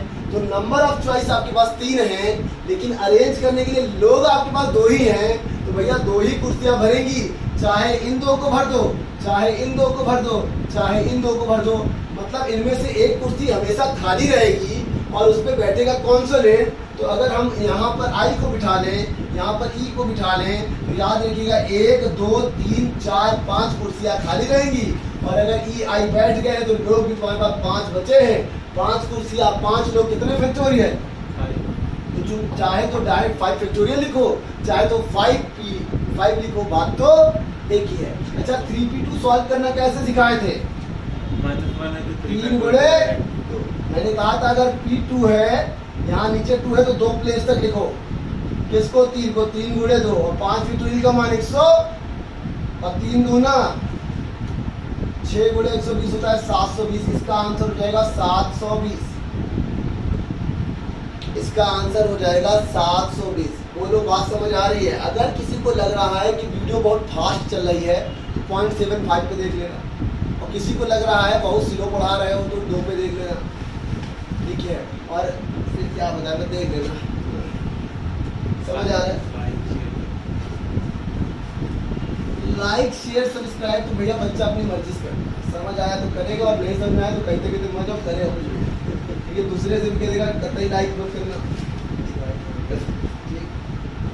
तो देखिए लाइक शेयर आप लोग अपना देख लीजिएगा, मैं पढ़ा रहा हूँ, एक माहौल बन चुका है।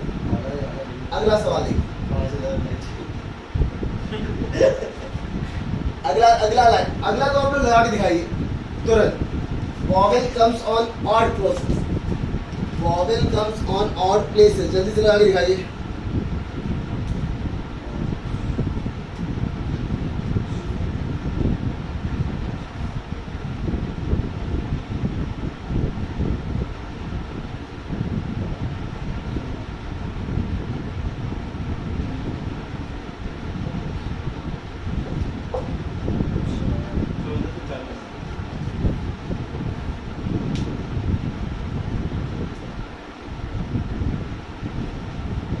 आंसर आएगा 1440। देखिए क्योंकि आपके पास प्लेसेस हैं 4 और आपके पास वॉवेल है 2, तो इसका मतलब है इन 4 प्लेसेस पे यही 2 कहीं बैठेंगे, तो बैठेंगे 4p2 तरीके से। और कोई 2 कुर्सियां ही खाली होंगी, मान लीजिए ये 2, तो भैया ये दोनों खाली रहेंगी, इन पे भैया कॉन्सोनेंट बैठेगा, तो 1 2 3 4 5 कॉन्सोनेंट, तो 5 फैक्टोरियल। इसका मान 120 और इसका भी बताया था नीचे 2 है तो 2 प्लेस पे लिखना। 4 गुणे 3 12 गुणे 120 हो गया 1440। इस तरह से मैंने परमुटेशन में एक टाइप तो पूरा पढ़ा दिया आप लोग।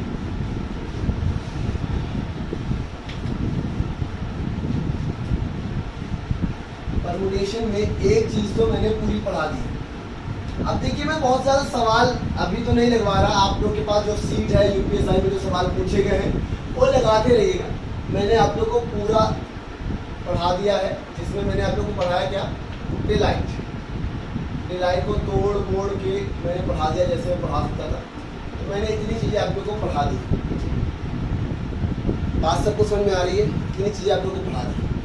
अब कॉम्बिनेशन के बारे में भी थोड़ा बहुत जान लीजिए, जरूरी है। सवाल काफ़ी बनते हैं एग्जाम में, कॉम्बिनेशन जान जाएंगे तो चीज़ें आसान हो जाएंगी। टाइप 2 आएगा तो और भी चीज़ें क्लियर हो जाएंगी। कॉम्बिनेशन जैसे परमुटेशन को P से दिखाते थे वैसे ही कॉम्बिनेशन को C से दिखाते हैं। ये N है, ये R है। आपको मालूम है कॉम्बिनेशन में हम चीज़ें क्या करते हैं? सेलेक्ट करते हैं। और आपको ये भी मालूम है कि कॉम्बिनेशन में ऑर्डर मैटर नहीं करता है, ठीक है? तो NCR में N क्या है? तो नंबर ऑफ चॉइस, या फिर आप बोलोगे टोटल, ठीक है? नंबर ऑफ चॉइस या फिर टोटल। और R क्या है? Number of selection, number of आप कितने लोगों को सेलेक्ट कर रहे हैं, आप कितने लोगों को सेलेक्ट कर रहे हैं, ठीक है? Number of selection. अच्छा, जैसे NPR का फॉर्मूला था वैसे NCR का फॉर्मूला भी होता है। देखिए क्या होता है? Factorial N upon factorial R और फैक्टोरियल N माइनस R होता है इसका फॉर्मूला। सिर्फ इसमें फैक्टोरियल R नीचे बढ़ जाता है, ठीक है? देखते रहिए, लिखने की कोशिश मत कीजिए कोई लोग। हम आपको जो सीट प्रोवाइड करेंगे उसमें सब लिखा ही होगा, ठीक है? सब लिखा होगा, उसमें लिखना नहीं है, ठीक है? पूरी की पूरी किताब दे देंगे आपको, ठीक है? जहाँ से भी 4-5 किताबों से हमने बनाया है उसमें एक किताब MB की भी है, उसमें उन्होंने पूरा फॉर्मूला वगैरह लिखा है, तो आप पढ़ लीजिएगा, ठीक है? बस सवाल कैसे रहते हैं इस पर ध्यान दीजिए। अच्छा, N factorial R factorial N minus R factorial. Example के तौर पे जैसे मैंने लिखा P5C2 या 5C3, तो आपने क्या किया? आपने कहा फार्मूला लगाएंगे हम, और कतई बचपन से फार्मूले तो जान रहे हैं, ठीक है? बहुत सारे लोग तो देखे होंगे आजकल गणित लगाया करते हैं, रियल लाइफ में घड़ी लगा देते हैं 2 लोगों की लाइफ में। ठीक है, हाँ। हमें केमिस्ट्री वाले लोग काफ़ी पसंद है। छत पे खड़े हैं, इधर उधर केमिस्ट्री लगा रहे हैं। देखिए 5, ठीक है। तो r का मान 3 है, तो हमने लिख दिया 3 फैक्टोरियल। और 5 माइनस सॉल्व करोगे तो ये हो जाएगा 5 फैक्टोरियल, ये हो जाएगा 3 फैक्टोरियल और ये हो जाएगा 2 फैक्टोरियल। 5 फैक्टोरियल को अगर मैं लिखना चाहूँ 5 गुणे 4 गुणे 3 फैक्टोरियल तो लिख सकता हूँ, ठीक है। जहाँ पे भी खत्म करिएगा फैक्टोरियल के साथ। और मैंने यहाँ लिखा 3 फैक्टोरियल इंटू 2 फैक्टोरियल, तो 3 से 3 5 चौके 2 फैक्टोरियल का मान 2, आंसर क्या आया? तो ये फॉर्मूला है।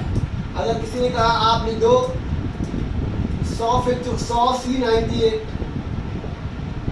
तो आपने कहा अच्छा ये अभी बता रहे 100 फैक्टोरियल, r की जगह 98 फैक्टोरियल और n माइनस r मतलब 100 माइनस 98।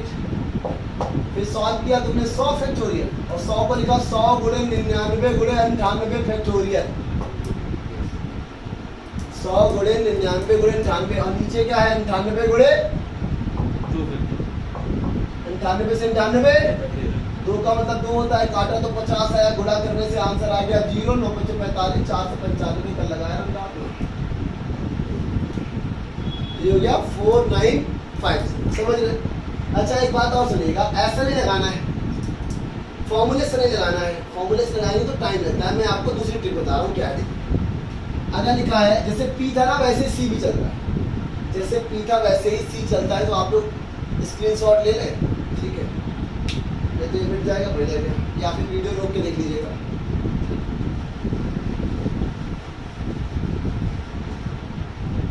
दो लोग यहाँ बैठ के पढ़ रहे हैं, कब गिर जाए कोई भरोसा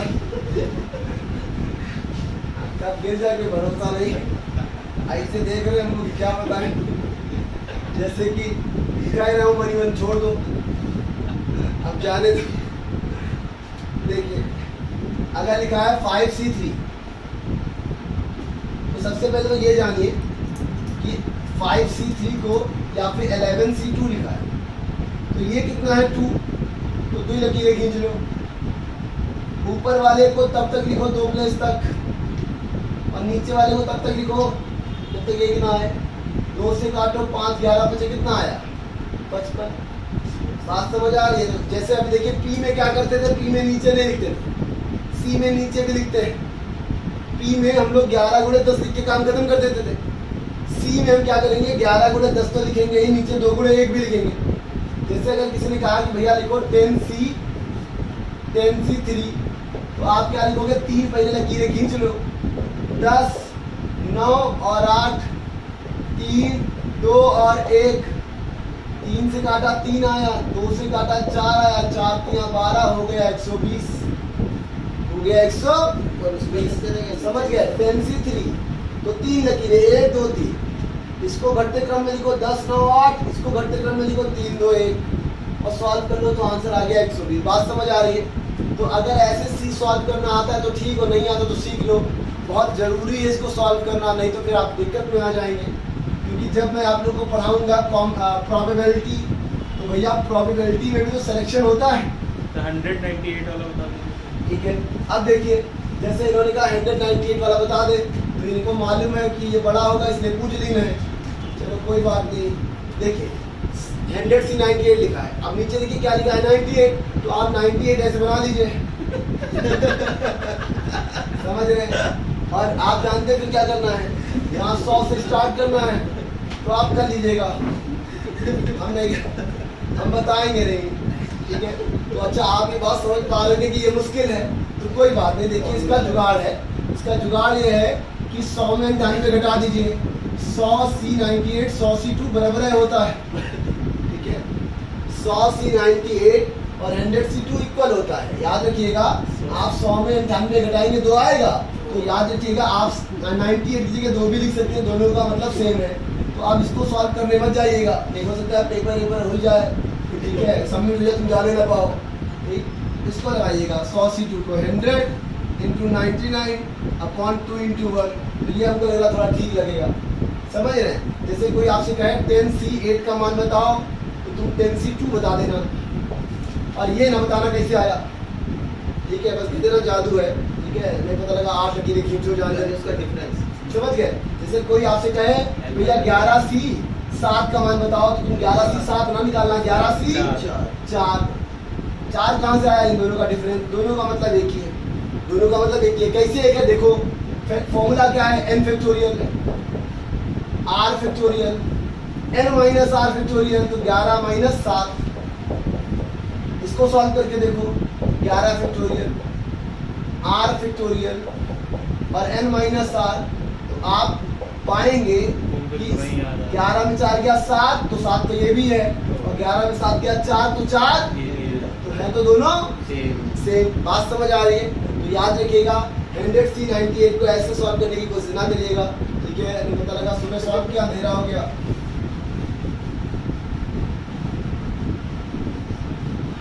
तो ये बातें आप लोग को समझ आ रही है? चलिए, अच्छी बात है। अब देखिए कॉम्बिनेशन से और क्या क्या सॉल्व होता है ये देख लीजिए, बड़ा इंपॉर्टेंट पॉइंट है, समझिएगा बढ़िया से। आप बताओ NCR का मतलब क्या? अभी मैंने बताया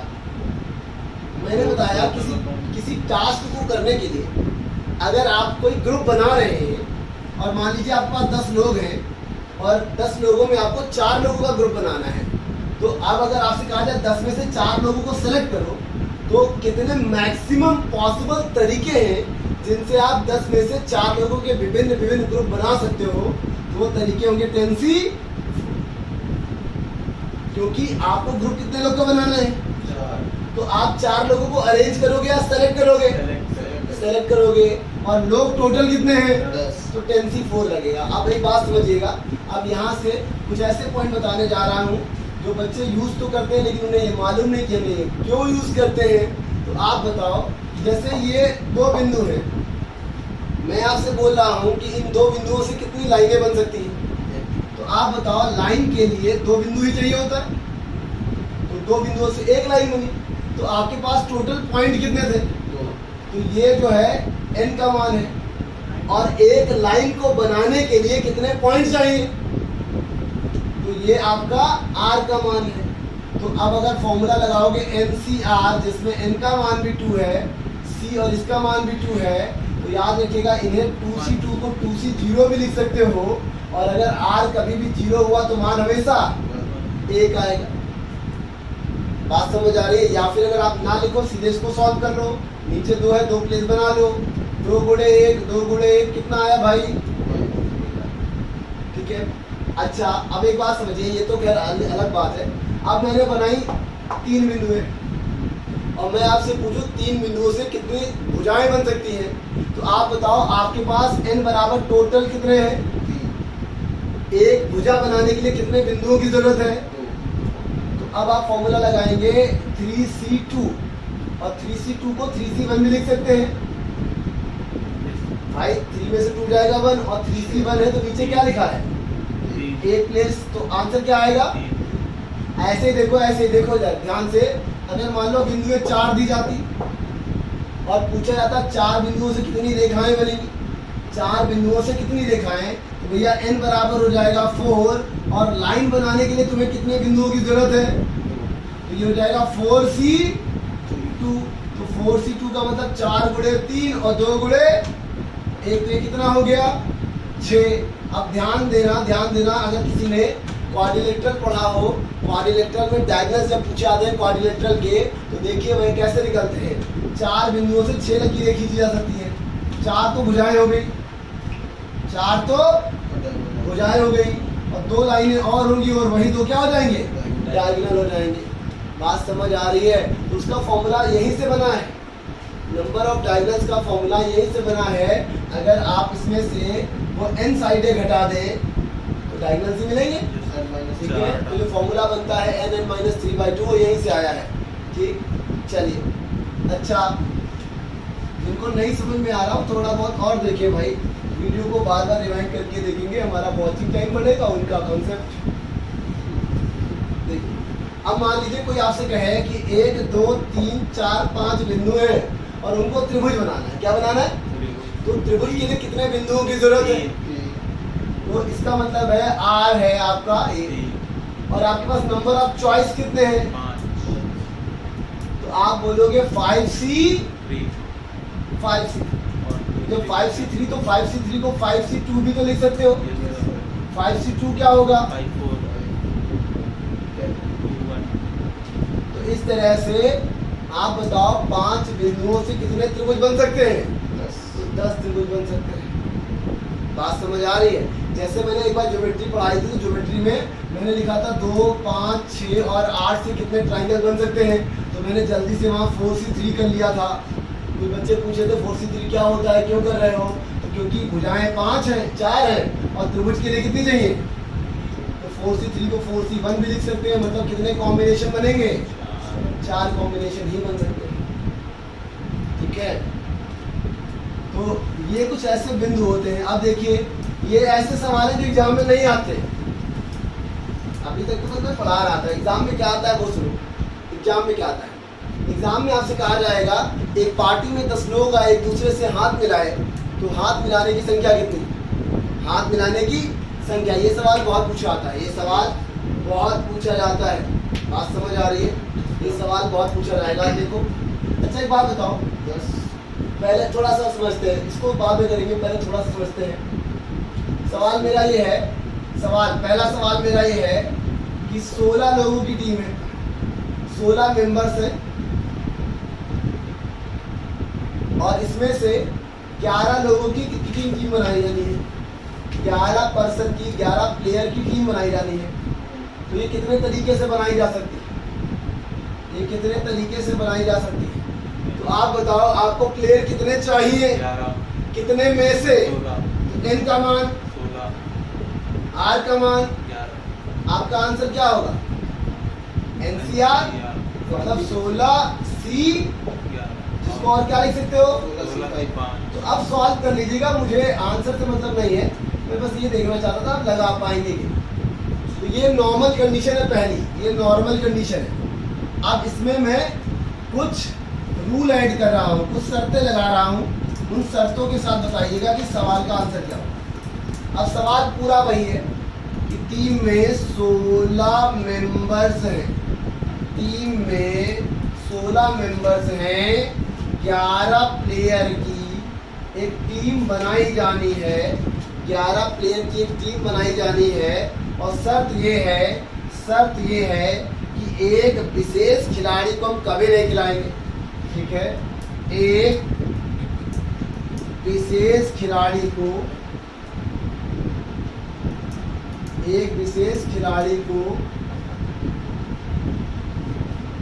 कभी शामिल ना किया जाए, कभी शामिल ना किया जाए। समझ रहे हैं? आप अगर विराट कोहली, राहुल टेवटिया खिलाने तैयार नहीं है तो कोई क्या कर लेगा? चलिए, तो 16 मेंबर्स की टीम है, 16 मेंबर से 11 की टीम बनाई जानी है, एक विशेष खिलाड़ी को कभी भी शामिल ना किया जाए। आपको मुझे एनसीआर के पैटर्न में बता दो, आंसर क्या होगा? एनसीआर के पैटर्न में आंसर क्या होगा? ऑप्शन है 16C10, ऑप्शन है 15C10, ऑप्शन है 15C11, ऑप्शन है 15C10।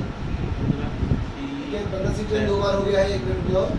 16 10 10 11 और इसे कर लेते हैं 16C11 है, ठीक, 16C11, 15C11। 10 होगा। तो इस तरह से आपको बताना है इनमें से कौन सा ऑप्शन हो। 11 तो याद रखिएगा, पहले समझिए टीम कितने लोगों की बनाई जानी है? तो हमको 11 लोग चाहिए, तय बात है, हमको 11 लोग चाहिए टीम में। क्या टीम में अभी कोई आया? नहीं आया, हमको 11 पूरे चाहिए। अच्छा, 11 कितने में चाहिए? 16 में। लेकिन एक को तो तुम खिलाओगे ही नहीं, तो जब एक को तुम नहीं खिलाओगे तो हमारे पास नंबर ऑफ चॉइस कितने बचे? 15। तो वो 11 के 11 जो सेलेक्ट होंगे वो कितने में से होंगे? तो हमारा आंसर होगा 15C11। हमारा आंसर होगा 15C11। ये बात समझ आ रही है? क्यों? क्योंकि भैया 16 ऑप्शन है हमारे पास, एक को तो तुम मना कर रहे हो नहीं खिलाएंगे, जब तुम उसको खिलाओगे ही नहीं तो उसको हम भी क्यों काउंट करेंगे? हम 15 में से छांटेंगे 11, तो आंसर होगा 15C11। ठीक है। है। अगर कोई बच्चा कह दे आंसर 15 से 10 होगा तो पता वो क्या कह रहा वो वाला जरूर खेलेगा, क्योंकि टीम में चाहिए कितने। 11 और अगर तुम 10 को सेलेक्ट कर रहे हो इसका मतलब एक को तुम पहले ही सेलेक्ट कर चुके हो, समझ गए। अगर वो पहले ही सेलेक्ट हो जाएगा तो अब टीम में कितने चाहिए होंगे 10। अगर उसे पहले ही सेलेक्ट कर लोगे तो टीम में चाहिए कितने 10। और वो जब एक सेलेक्ट हो गया है तो बचे 15 लोग, तो ये 10 15 में से सेलेक्ट होगा। तो जिनका आंसर ये है वो ये कह रहे हैं कि उसको हमेशा खिलाया जाए, जबकि सवाल क्या है नहीं खिलाया। ना खिलाया जाए। तो आंसर आपका 15 से 11 होगा। चलिए शर्त को थोड़ा सा बदलते हैं, शर्त को थोड़ा सा बदल देते हैं। तो शर्त ये है आपकी कि 2 विशेष खिलाड़ी हमेशा टीम में रहे, 2 विशेष खिलाड़ी को हमेशा शामिल किया जाए, हमेशा शामिल किया जाए, ठीक है। सवाल पूरा वही है, 16 मेंबर 11 प्लेयर सेलेक्ट करने हैं, लेकिन विराट कोहली और रोहित शर्मा 2 खिलाड़ी ऐसे जो हमेशा टीम में रहे। तो अब बताओ कैसे सेलेक्ट करेंगे, क्या होगा आंसर 14 से 14 ठीक है। तो अब एक बात याद रखिएगा कि टीम में 2 लोग का सिलेक्शन हो गया है, 11 लोग की टीम चाहिए थी, जो 2 सेलेक्ट हो गए। तो अब टीम में कितने चाहिए, और अब आपके पास 16 ऑप्शन नहीं है क्योंकि 2 तो सेलेक्ट हो गए। अब आपके पास 14 ऑप्शन है। तो अब आपको जो बचे हुए 9 सेलेक्ट करने हैं वो 14 में से सेलेक्ट करने हैं। तो आंसर होगा 14C, और 14 ठीक है। इसको आप 14C5 भी लिख सकते हैं। बात समझ आ रही है। एक लास्ट देख लो, एक लास्ट बता दो। 2 विशेष खिलाड़ी हमेशा टीम में रहे और एक विशेष खिलाड़ी को कभी न खिलाया जाए, और एक विशेष खिलाड़ी को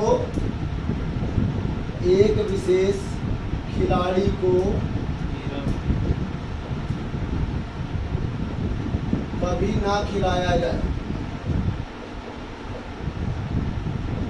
13 से 8 ठीक है, बात समझ आ रही है। तो आंसर ऑप्शन है आपके पास 13C 10, 13C 9, 13C 8 और 14C 8, ये ऑप्शन। तो देखिए सबसे पहले ये देखो टीम कितने लोगों की चाहिए, लेकिन कितने सेलेक्ट हो गए। तो अब आपको टीम कितने लोगों की चाहिए, और जब वो 2 सेलेक्ट हो गए तो आपको 16 में से आपके पास ऑप्शन बचे 14, लेकिन एक को तो तुम कभी नहीं खिलाओगे, तो ऑप्शन बचे 13। तो इसका मतलब है टीम में भैया 2 लोग पहले से, उनको 9 और चाहिए। लेकिन क्या वो 9 14 में से चाहिए या वो 9 13 में से। तो भैया 16 में विराट कोहली और रोहित शर्मा जब दोनों लोग सेलेक्ट हो गए तो भैया 2 लोग तो चले गए। अब यहाँ बचे 14, और 14 में राहुल त्रिवेदी तुम लोग खिलाने तैयार नहीं हो, जब तुम उसको खिलाओगे नहीं तो टीम में बचेगी 13। तो अब 13 में से ही 9 सेलेक्ट करना है, तो आंसर होगा 13C। बात समझ आ रही है, कॉम्बिनेशन समझ में आ रहा है भैया। इस तरह से ये हो जाएगा आपका, ठीक। अब मोस्ट इंपॉर्टेंट सवाल जो एग्जाम में बार बार पूछा जाता है कॉम्बिनेशन में, वो क्या है वो देख लीजिए।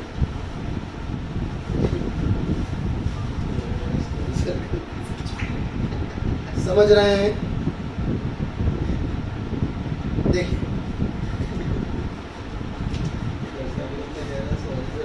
गलती से ज्वाइन हो गया। देखिए सवाल, देखिए भाई सवाल अगला सवाल है। बोला जाता है पार्टी में 10 लोग आए, या फिर पार्टी में क्यों, आईपीएल में। देखो भैया आईपीएल में 8 टीमें, आईपीएल में 8 टीमें, ध्यान दीजिएगा आईपीएल में 8 टीमें। अगर हर एक टीम का दूसरे से मैच कराया जाए तो नंबर ऑफ मैचेस कितने होंगे।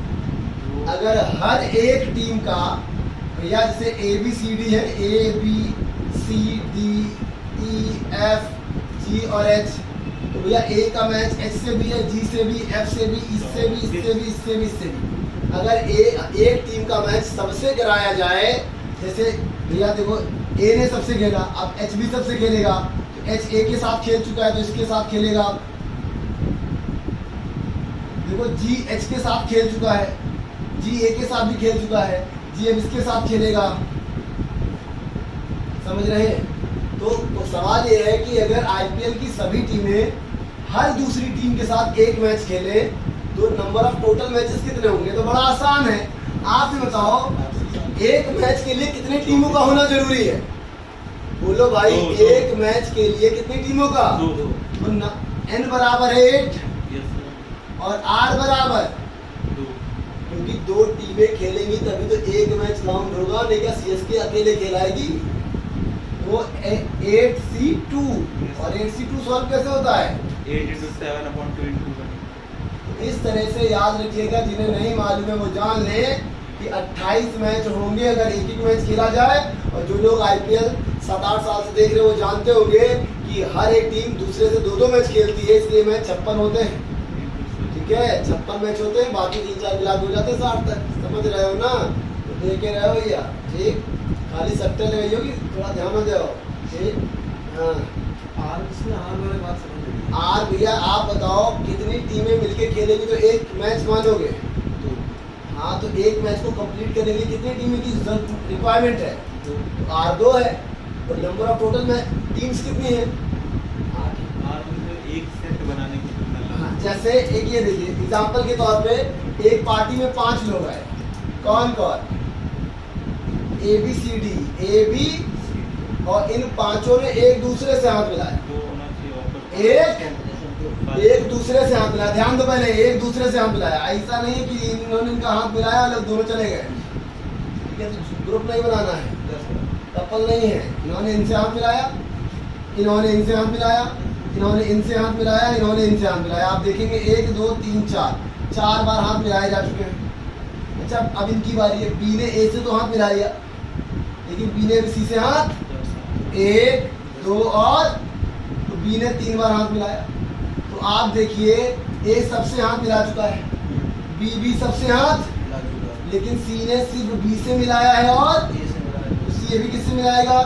और तो 2 बार हाथ से मिलाया।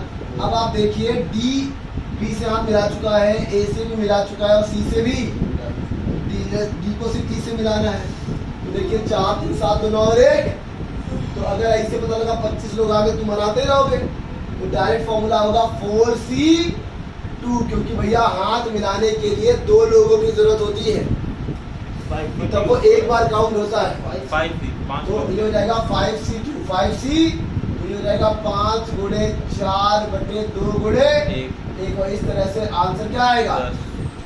तो बहुत, ये सवाल बहुत बार पूछा गया है, बहुत बार, कि 10 लोग एक पार्टी में आए, एक दूसरे से हाथ मिलाया, तो हाथ मिलाने की संख्या बताइए। तो आंसर होता है 10C2 और 45 आंसर होता है। 10 into 9/2 into 1 आंसर हो जाएगा 45। बात समझ आ रही है? बोलो, मिटा दो इसको।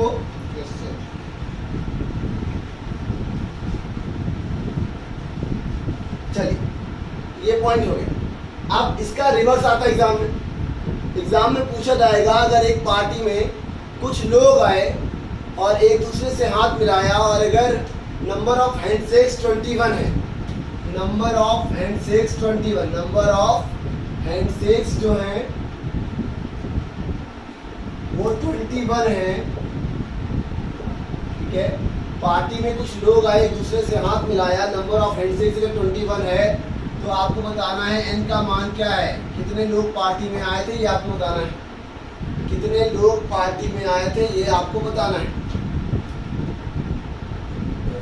ठीक है, तो अब आपको ये सॉल्व करना है। कैसे सॉल्व होगा देख लो, मैं बता देता हूँ। देखो, पहले तो ये जानो कि आपको n पता नहीं है, लेकिन आपको ये पता है कि जब 2 लोग आपस में हाथ मिलाएंगे तो एक बार काउंट होगा। तो NC2 बराबर हो जाएगा 21। अच्छा, NC2 समझो क्या है, सब लोग देखो NC2 क्या है भैया। अच्छा ये बताओ, अगर 5C2 लिखा होता है तो क्या करते हो? पहले लिखते हो 5 और फिर यहाँ 1 कम करके लिखते हो। तो आप 5 को ये लिख सकते हो 5 माइनस। तो ऐसे ही यहाँ 5 की जगह n लिखा है, तो आप क्या लिखोगे? n, और दूसरी बार n माइनस 1 अपॉन 2 बराबर 21। अब 21 दूना हो गया 42, ये हो गया n माइनस 1 बराबर 42। अच्छा, नंबर बहुत छोटा है तो प्रेडिक्ट करना आसान है कि किन दो लगातार नंबरों का आंसर 42 होगा। तो 7 छक 42, तो n का मान हो जाएगा, समझ रहे हैं, n का मान हो जाएगा 7। लेकिन अगर यहीं पे 42 की जगह एक बड़ा नंबर दिया होता तो जरा मैं देखना चाहता हूँ कितने बच्चे लगा लेंगे। तो 42 21 को चेंज कर लो और 21 को चेंज करके लिखो जो मैं बता रहा हूँ। मैं एक नंबर दे रहा हूँ मल्टीप्लाई करके, अगर एग्जाम में वो बड़ा नंबर आया तो कितने बच्चे उसे लगा लेंगे। एक बार फिर से रिपीट करिए। जो किसी भी ठीक है, अगर मान लीजिए यहाँ पे दिया हो 21 की जगह 351, ये बात समझ आ रही है। n है n-1/2 बराबर 21, 21 गुना 42, n-1 तो 7 छक 42 होता है। तो n का मान 7 है और n-1 का 6। लगाओ भैया, बताओ। हाँ आशीष, क्या कह रहे हैं आप? हाँ बोलिए। आपका कमेंट बार बार टर्न ऑफ हो जा रहा है। कोई बात नहीं, देखिए बताइए।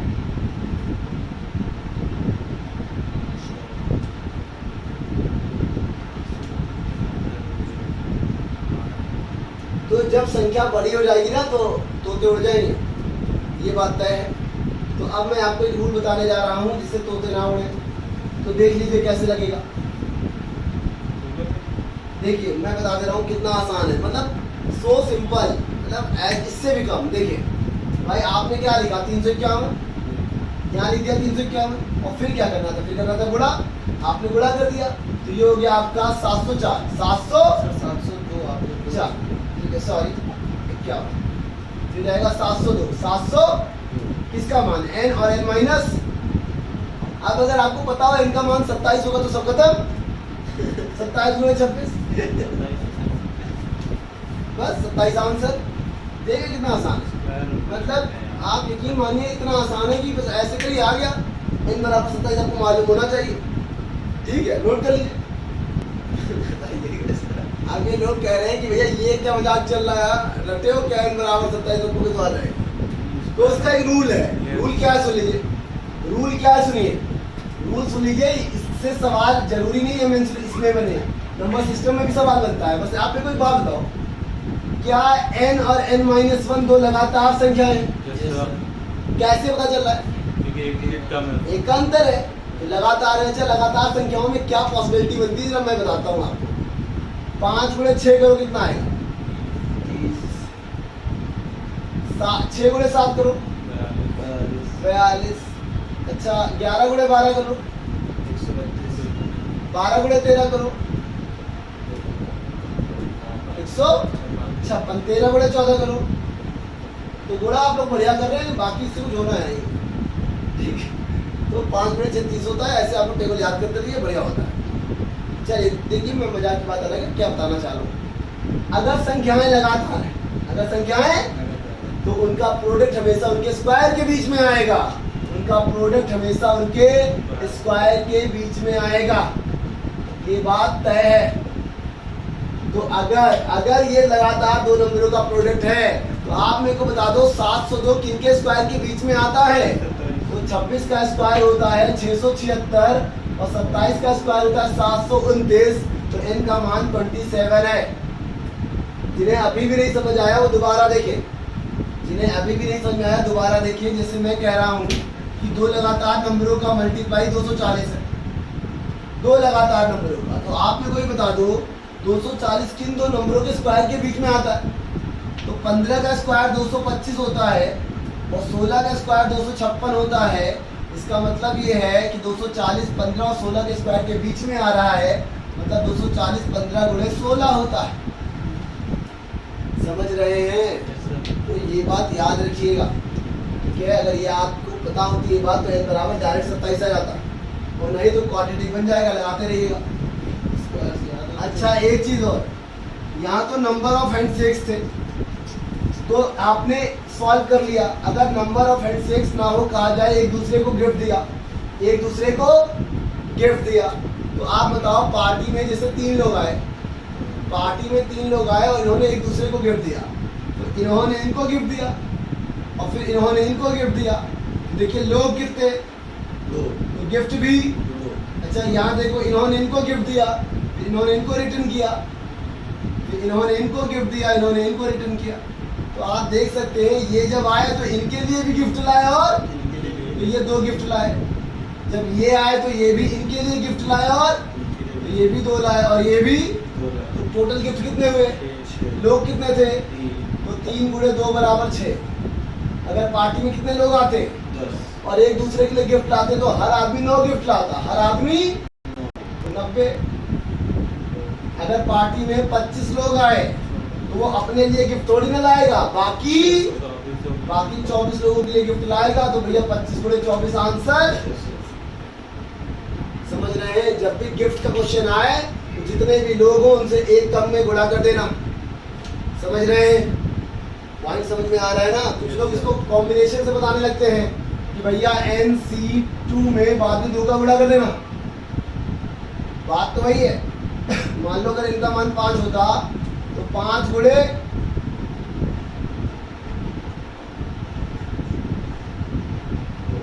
आता तो यही।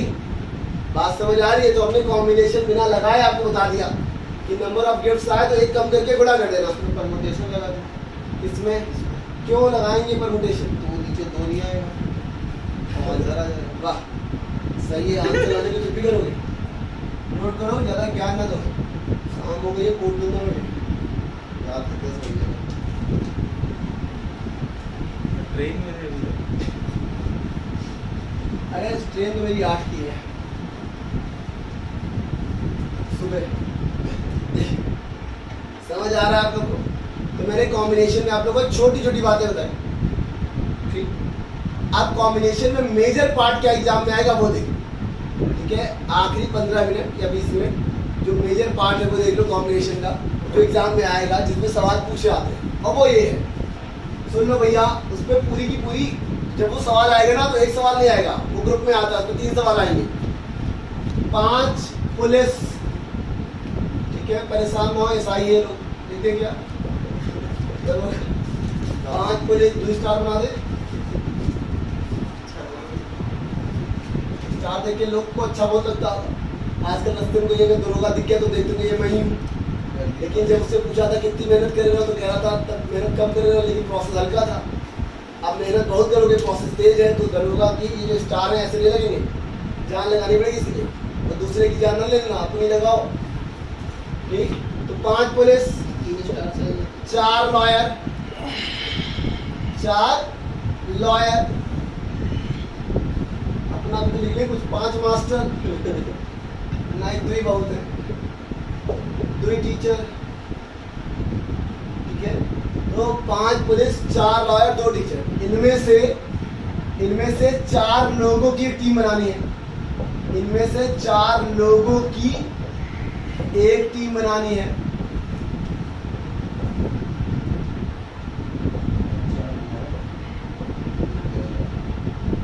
इनमें से 4 लोगों की एक टीम बनानी है और उसके लिए शर्त ये है। पहली शर्त देख लो, पहली शर्त क्या है? पहली शर्त ये है कि उसमें से 1 पुलिस हो, 2 लॉयर हो और 1 टीचर हो। दूसरी शर्त ये है सभी पुलिस हो, ऑल पुलिस हो। तीसरी शर्त ये है कि 3 पुलिस हो और 1 टीचर हो। चौथी शर्त ये है 3 लॉयर हो, 1 पुलिस हो अथवा 2 पुलिस हो, 1 लॉयर हो और 1 टीचर हो। ये शर्त है। 5वां none police, none is police, कोई पुलिस ना हो। पहले इतने लगा लीजिए, फिर 2-3 कंडीशन और लिखा देंगे। सवाल बहुत आसान है, बहुत आसान है अगर आपने पढ़ लिया है तो। अब मेरे को एक बात बताओ सब लोग, देखो कितने लोगों की टीम बनानी है? 4 लोग कितने हैं? 5 4 9 2 11 में 4 सेलेक्ट कर ले। 11 में 4 लेकिन अगर मान लो कोई कंडीशन ना दी होती तो 11C4 कर देते, क्योंकि भैया 11 लोग हैं, 4 की टीम बनानी है तो 11C4। लेकिन यहाँ तो शर्त है कि उसमें से जो 4 लोग सेलेक्ट करोगे उसमें एक क्या हो, पुलिस। अच्छा पुलिस कितने हैं, 5 5 में से एक पुलिस कैसे सेलेक्ट होता है, 5C 5 से, समझ गए। तो तुमने एक पुलिस सेलेक्ट कर लिया। अच्छा क्या 4 लोगों की जो कंडीशन थी वो फुलफिल हो गई, जब तक फुलफिल ना हो इनटू चलेगा। अच्छा बताओ 2 कौन हो, लॉयर, लॉयर है कितने, तो क्या लॉयर पुलिस में से लोगे, लॉयर लोगे तो भैया 4 में से 2 लॉयर कैसे सेलेक्ट होंगे, 4C। अब देखो यहाँ एक ये सेलेक्ट किए हो, 2 ये, एक और 2 सेलेक्ट करने कितने, एक और कोई लेना है, कौन हो, टीचर कितने हैं, 2 में से एक टीचर। तो जरा देखो भाई टीचर 2 है, सेलेक्ट एक करना है, देखो 4 लोग हो गए। कैसे सॉल्व होगा 5C1, 5C1 5 होता है, 4C2 का मतलब 4 गुणे और 2 गुणे और 2C1 2 से 2, 5 चौके 20 दिया। तो पहले वाले का आंसर कुल 60 तरीके हैं जिनसे तुम इनको सेलेक्ट कर सकते हो, कुल 60 तरीके हैं जिनसे तुम सेलेक्ट कर सकते हो। बोलो बात समझ आ रही है,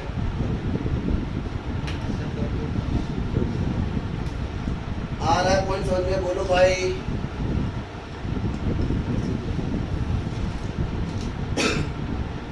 सेलेक्ट दीजिए,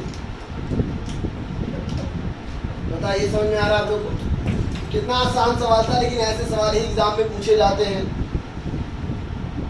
ठीक है, मैं आपको पहले बता चुका हूँ कि मैं लेवल 1 पढ़ा रहा हूँ, अभी लेवल 2 बाद में पढ़ाऊंगा। अभी पहले लेवल 1 देख लीजिए ऐसे से आता है।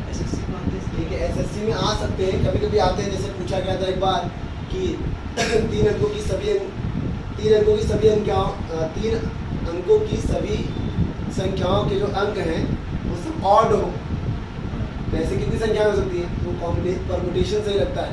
तो अगली बार जब लेवल 2 पढ़ाएंगे तो वही सब पढ़ाएंगे। ठीक, चलिए अगला देखिएगा, दूसरा देखिए। दूसरा भैया इसको बताओ, ऑल पुलिस हो कैसे लगाओगे, 5C। और आप लोग को मालूम होना चाहिए कि 5C4 में आप 5C1 आंसर, तो केवल 5 तरीके ही हैं दूसरे वाले का, तो हम इसे मिटा रहे हैं। आप लोगों ने 1-2 बातें तो सीख ली, आसान थी।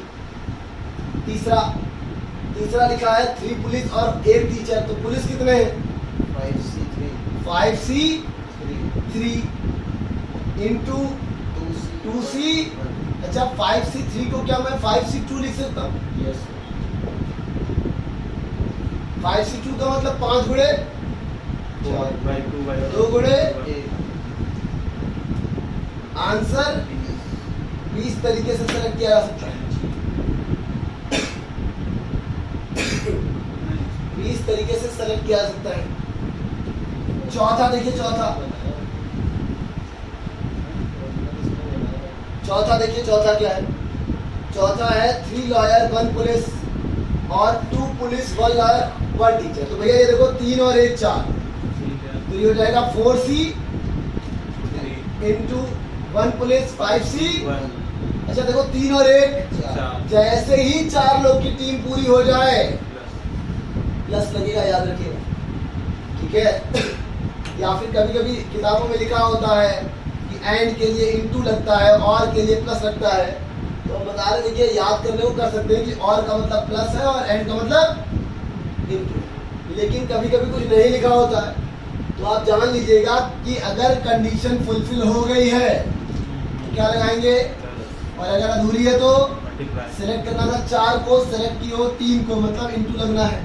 और 3 और 1 4, जैसे ही 4 हो जाएंगे भैया 2 पुलिस हो, पुलिस किस में से होगी, 5 में से 5P2 5C2 P for police की देने दे। 1 लॉयर हो 4C1, 1 टीचर हो 2C1। देखो यहाँ भी 2 1 3 और 1 सॉल्व करोगे, 4C3 का मान 4C1 होगा, 5C का इसका मतलब होता है 5 गुणे 4, 2 से 2 5 चौके 20 20 चौके 5 चौके 20 20 और 80 100 आंसर हो जाएगा 100। समझ आ रहा है? तो आसान है कॉम्बिनेशन, तुमको लग रहा है आसान ही है।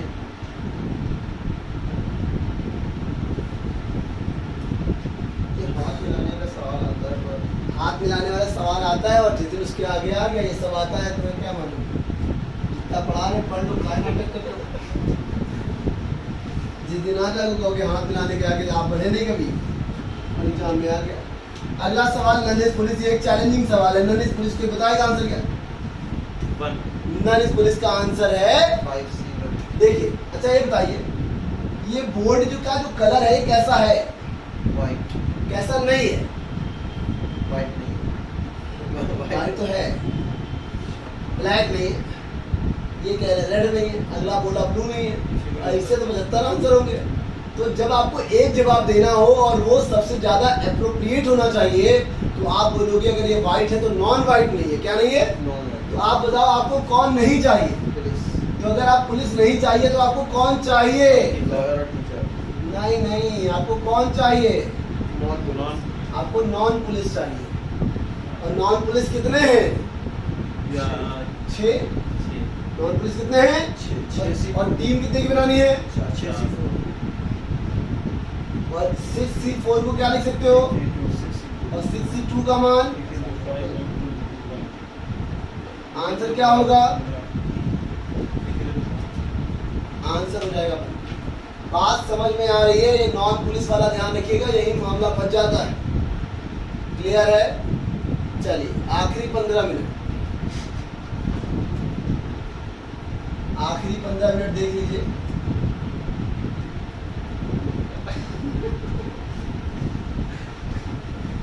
क्योंकि अब जो सवाल आएगा मेरे ख्याल से वही सवाल है जो सबसे ज्यादा एग्जाम में पूछा आता है। ठीक है, वही सवाल है जो सबसे ज्यादा एग्जाम में पूछा आता है। तो सवाल क्या है जल्दी से देख लेते हैं। ठीक है, सवाल क्या है जल्दी से देख लेते हैं। ठीक, देखिए सवाल देखिए। अगला सवाल है फिर वही है, 5 पुलिस 4 लॉयर 2 टीचर 4 लोग की एक टीम बनाई जाए और आपसे पूछा गया है at least 1 is police. At least 1 is police. सवाल यही इंपॉर्टेंट है जिससे सबसे ज्यादा पूछा जाएगा। कम से कम एक पुलिस हो, कम से कम एक पुलिस हो। तो चाहे एक बात बताओ, अगर ये कह रहे हैं कम से कम एक पुलिस हो, तो अगर इन्होंने किसी एक को हाईलाइट कर दिया पुलिस, तो अगर ये पुलिस है तो इसके बिहाफ पे बाकी सब कौन है? Non police. तो आप पहले केसेस देखिए कितने केसेस बनेंगे। बात ना करिए, केसेस देखिए कितने बनेंगे पुलिस और नॉन पुलिस। अच्छा ये बताओ एटलीस्ट 1 इज पुलिस का क्या मतलब? एक तो पुलिस होगा, एक पुलिस होना ही चाहिए। तो अगर मान लो पुलिस 1 हुआ तो नॉन पुलिस कितने होंगे? क्योंकि टीम कितने लोग की बननी है? अच्छा अगर मान लो पुलिस 2 हुए तो नॉन पुलिस भी।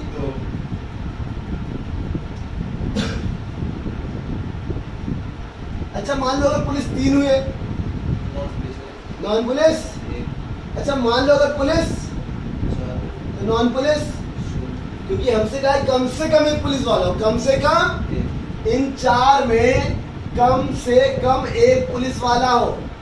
ज्यादा ज्यादा चाहे चारों पुलिस वाले हो, हमसे मतलब नहीं है, लेकिन पुलिस वाले का होना जरूरी है। चाहे सब पुलिस वाले हो लेकिन बिना पुलिस के काम नहीं चलेगा, तो एक तो होना चाहिए, कम से कम एक। ज्यादा ज्यादा सब पुलिस हो सकते हैं। आप मेरे को ये बताओ टोटल कंडीशन कितनी बन सकती है? टोटल कंडीशन सुनिए ध्यान से। एक, अगर एक पुलिस वाला होगा तो 3 नॉन पुलिस होंगे। अगर 2 पुलिस वाला होगा तो 2 नॉन पुलिस होंगे। अगर 3 पुलिस वाला होगा तो 1 नॉन पुलिस होगा। अगर चारों पुलिस वाले हो गए तो अच्छा एक कंडीशन ये भी तो बन सकती है कि पुलिस वाला 1 को ना हो और ये चारों हो जाए। इसमें नहीं बनेगी, तो ये इसमें नहीं बनेगी, लेकिन ओवरऑल इतनी ही कंडीशन पॉसिबल है ओवरऑल। और हम तुमसे पूछ रहे हैं एटलीस्ट 1, तो एटलीस्ट 1 में इतनी आ रही है। तो आपके पास 2 ऑप्शन है, या तो ये सॉल्व कर लो या टोटल में से ये घटा दो। टोटल में से तो डायरेक्ट फॉर्मूला होता है एटलीस्ट वन का, एट लीस्ट वन के लिए डायरेक्ट फॉर्मूला होता है total minus none, total minus none किसका, पुलिस वाले के लिए। तो अगर तुम पुलिस वाले को नहीं लोगे तो तुम किसे लोगे, नॉन पुलिस। नॉन पुलिस कितने हैं, 6। टीम कितने लोग की बनानी है, 4। और टोटल अगर हम बात करें टोटल कितने लोग हैं, 11 में टीम 4। तो आप अगर एटलीस्ट वन निकालना चाहते हैं तो टोटल में से क्या घटा दे, नन घटा दे, समझ रहे हैं। और या फिर या तो इसको सॉल्व कर लें, जो यहाँ से आएगा वो यहाँ से आएगा, या तो इसको सॉल्व करें। देखिए ये कैसे सॉल्व होगा, ये चारों केस सॉल्व करने पड़ेंगे आपको, चारों केस। कैसे चारों सॉल्व होंगे देख लो, 5C1 into non police 663 plus 5C2 into 62 plus 5C3 into 6C1 plus 5C4 into 6C0। या तो ये चारों के सॉल्व करो और या फिर टोटल में से नन घटा, क्योंकि भैया कुल इतनी पॉसिबिलिटी है और तुम्हें एटलीस्ट लेना है, मतलब इतनी लेनी है, ये वाला नहीं लेना है। तो या तो सब में से ये घटा दो तो यही बचेगा, और या फिर ये सब अलग से सॉल्व कर लो, जो आपको बेहतर लगे। तो ये सॉल्व करेंगे। एटलीस्ट वन याद रखिएगा, इंपॉर्टेंट है, लेकिन याद रखिएगा टोटल माइनस नन का फॉर्मूला एटलीस्ट वन में ही लगता है, एटलीस्ट टू में ना लगा देना। अगर एटलीस्ट टू में लगाओगे, अगर एटलीस्ट टू में लगाओगे तो ये है एटलीस्ट टू की कंडीशन, और अगर टोटल में से इन दोनों को घटाओगे तो ये आएगा। या तो इनको सॉल्व कर लो या फिर टोटल में से इनको घटा लो। तो ऐसा नहीं करना है, ये तो बराबर बात है, या तो इसको सॉल्व कर लो या इसको, बात तो एक ही पड़ेगी यार, लेंदी तो उतना ही पड़ेगा। लेकिन एटलीस्ट वन वाले में ऐसा नहीं है। एटलीस्ट वन वाले में ट्रिक ये है कि टोटल में से अगर नन घटाओगे तो एटलीस्ट वन तो आएगा ही, समझ रहे हो। तो ये बन जाएगा, इसको सॉल्व कर लेंगे तो आंसर आ जाएगा।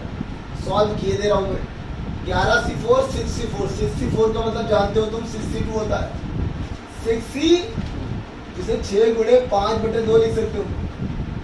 और 11C4 को ऐसे लिख लो, 11 गुणे 10 गुणे 9 गुणे 4 गुणे 3 गुणे 2 गुणे 4 दूनी 3 से काटा तो 11 3 33 धाम, इससे काटा तो 3 बचे, कितना आ गया, तो 315 हो जाएगा इसका आंसर। 315 हो जाएगा इसका आंसर। बोलो बात सबको समझ में आ रही है,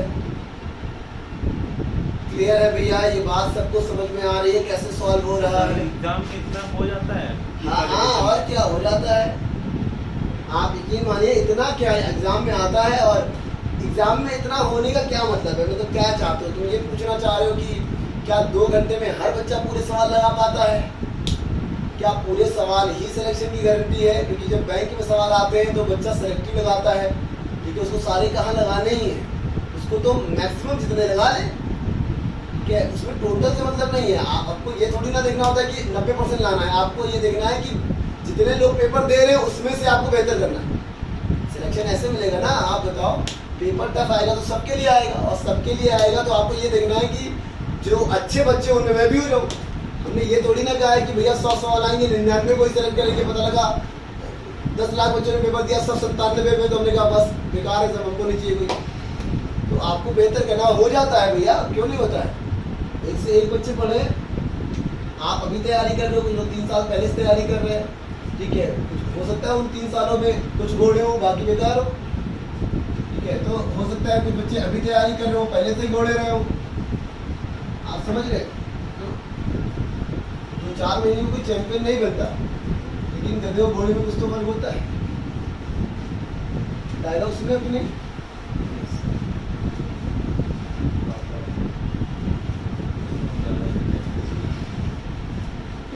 चलिए, ये पॉइंट आप लोगों ने पढ़ लिया। तो मैंने अपने तरीके से बता दिया। एक पॉइंट और बचा है, ठीक है, वो भी देख लो, वो क्यों रह जाए। एक पॉइंट और बचा है, मैं बता देता हूँ। ठीक, तीन मेल और 4 फीमेल, 3 मेल और 4 फीमेल से 6 लोगों की टीम बनाई जानी है। 6 लोगों की एक टीम बनाई जानी है, एक टीम बनानी है। और सवाल में बोला गया है women always lead the team, women always lead the team, ठीक है। महिलाएं जो है टीम को लीड करें, महिलाएं टीम को लीड करें। इसका मतलब यहाँ, इसका मतलब है कि हमेशा महिलाओं की संख्या ज्यादा होनी चाहिए, महिलाओं की संख्या ज्यादा होनी चाहिए। तो आप ये बताइए कि टीम में 6 लोग हैं, अगर मैं मेल और फीमेल में दोनों को 3-3 ले लूं, अच्छा टीम में लीड करे तो मैंने यहाँ ले लिया 5 और यहाँ ले लिया 1, देखो 6 लोग हो गए, महिलाएं ज्यादा है, 4 और 2, क्या अब भी महिलाएं ज्यादा है? 3 और 3, क्या ये केस बन सकता है? नहीं बन सकता। अच्छा, क्या 6-0 हो सकता है? नहीं हो सकता। याद रखिएगा, जब भी सवाल में बोला जाए महिलाएं लीड करें, दोनों का होना जरूरी है, दोनों का होना जरूरी है, और वो भी महिलाओं की संख्या ज्यादा हो। तो ये बात याद रखिएगा कि इस केस में बच्चे गलत फंस जाते हैं, वो सोचते हैं कि ये केस बनेगा या नहीं बनेगा। इसीलिए मैंने ये अलग से बता दिया आपको कि जब भी लीड का सवाल आएगा तो दोनों का पार्टिसिपेट करना जरूरी है, लेकिन जिसके बारे में कहें लीड वो ज्यादा होनी चाहिए। मतलब ये केस नहीं बनेगा, मतलब 2 ही केस बनेंगे। और 2 केस सॉल्व कैसे होंगे? पहला 3C1 इंटू सॉरी, एक गलत हो गया। अब महिलाएं हमने 4 ली थी, अगर हम 4 महिलाएं लेंगे तो भैया 5 महिलाएं नहीं हो सकती, मतलब ये केस भी नहीं बनेगा, सिर्फ एक ही केस बनेगा। 2 और 4, 5 क्यों नहीं हुआ? क्योंकि महिलाएं हमारे पास 4 ही है, महिलाएं हमारे पास, तो 5 वाला केस बन नहीं सकता, तो एक ही केस बनेगा। तो ये हो जाएगा 3C2 इंटू 4C4, और आंसर हो जाएगा आपका, ये हो जाएगा 1, और ये हो जाएगा 3C2 को 3C1 लिख सकते हैं, ये हो जाएगा 3। आंसर क्या हो जाएगा? सर 3 नहीं 6 होगा ना? अच्छा हाँ 3, आंसर हो जाएगा 3, आंसर हो जाएगा 3। बात समझ आ रही है? समझ आ रहा है? तो देखिए, आज की क्लास यहीं पे खत्म करते हैं। कल कोई क्लास नहीं होगी, कल संडे है, फुल एंजॉय करिए, ठीक है। सुबह मिलिएगा, जितने लोगों को लगता है कि वो मुझसे बेहतर खेल सकते हैं, या जितने लोगों को लगता है कि हम तो गिनती में नहीं आते, वो धुरंधर हैं, तो कल मिले। कल सुबह 7 बजे हम लोग मिलेंगे, ठीक है। जगह, स्थान, पता सब ग्रुप में बता दिया जाएगा, ठीक है। और बैट बॉल लाने की कोई ज़रूरत नहीं है, सिर्फ आप लोग गेंद ले आइएगा, ठीक है। बैट हमारे पास है, और 2-4 गेंदें खरीद लाइएगा और मिलिएगा, देखेंगे किसमें कितना दम है। और आप बिल्कुल परेशान ना हो, खाने पीने की पूरी व्यवस्था आप लोगों की तरफ से होगी, ऐसा मैं मान के चलता हूँ, ठीक। चलिए, तो ये क्लास यही खत्म करते हैं, ठीक है। आप लोग सिर्फ पढ़ लीजिएगा, ये पार्ट 1 है, ठीक है। अच्छा, कोई भी सवाल कोई भी सीट में दे नहीं रहा, एक सीट में टेलीग्राम पे डाल जरूर दूंगा, लेकिन वो बहुत बड़ी सीट है, 90 पेजेस की, सॉरी 75 पेजेस की सीट है। मुझे नहीं लगता कि उससे आपको बहुत फ़ायदा होगा। फ़ायदा होगा अगर आप सेलेक्टिव क्वेश्चन लगाएंगे तो। अगर आप ओवरऑल उसमें बड़े सवाल भी देखेंगे तो आप डर जाएंगे कि यार तो बहुत टफ सीट है, तो आपको बड़े बड़े सवाल नहीं देखने हैं। जिस टाइप के सवाल मैंने पढ़ाए हैं उस टाइप के सवाल देख देख के लगाने हैं, उसमें आंसर की भी होगी, सॉल्यूशन भी होगा, तो परेशान नहीं होना है, ठीक है। चलिए, आज के लिए इतना ही, ठीक।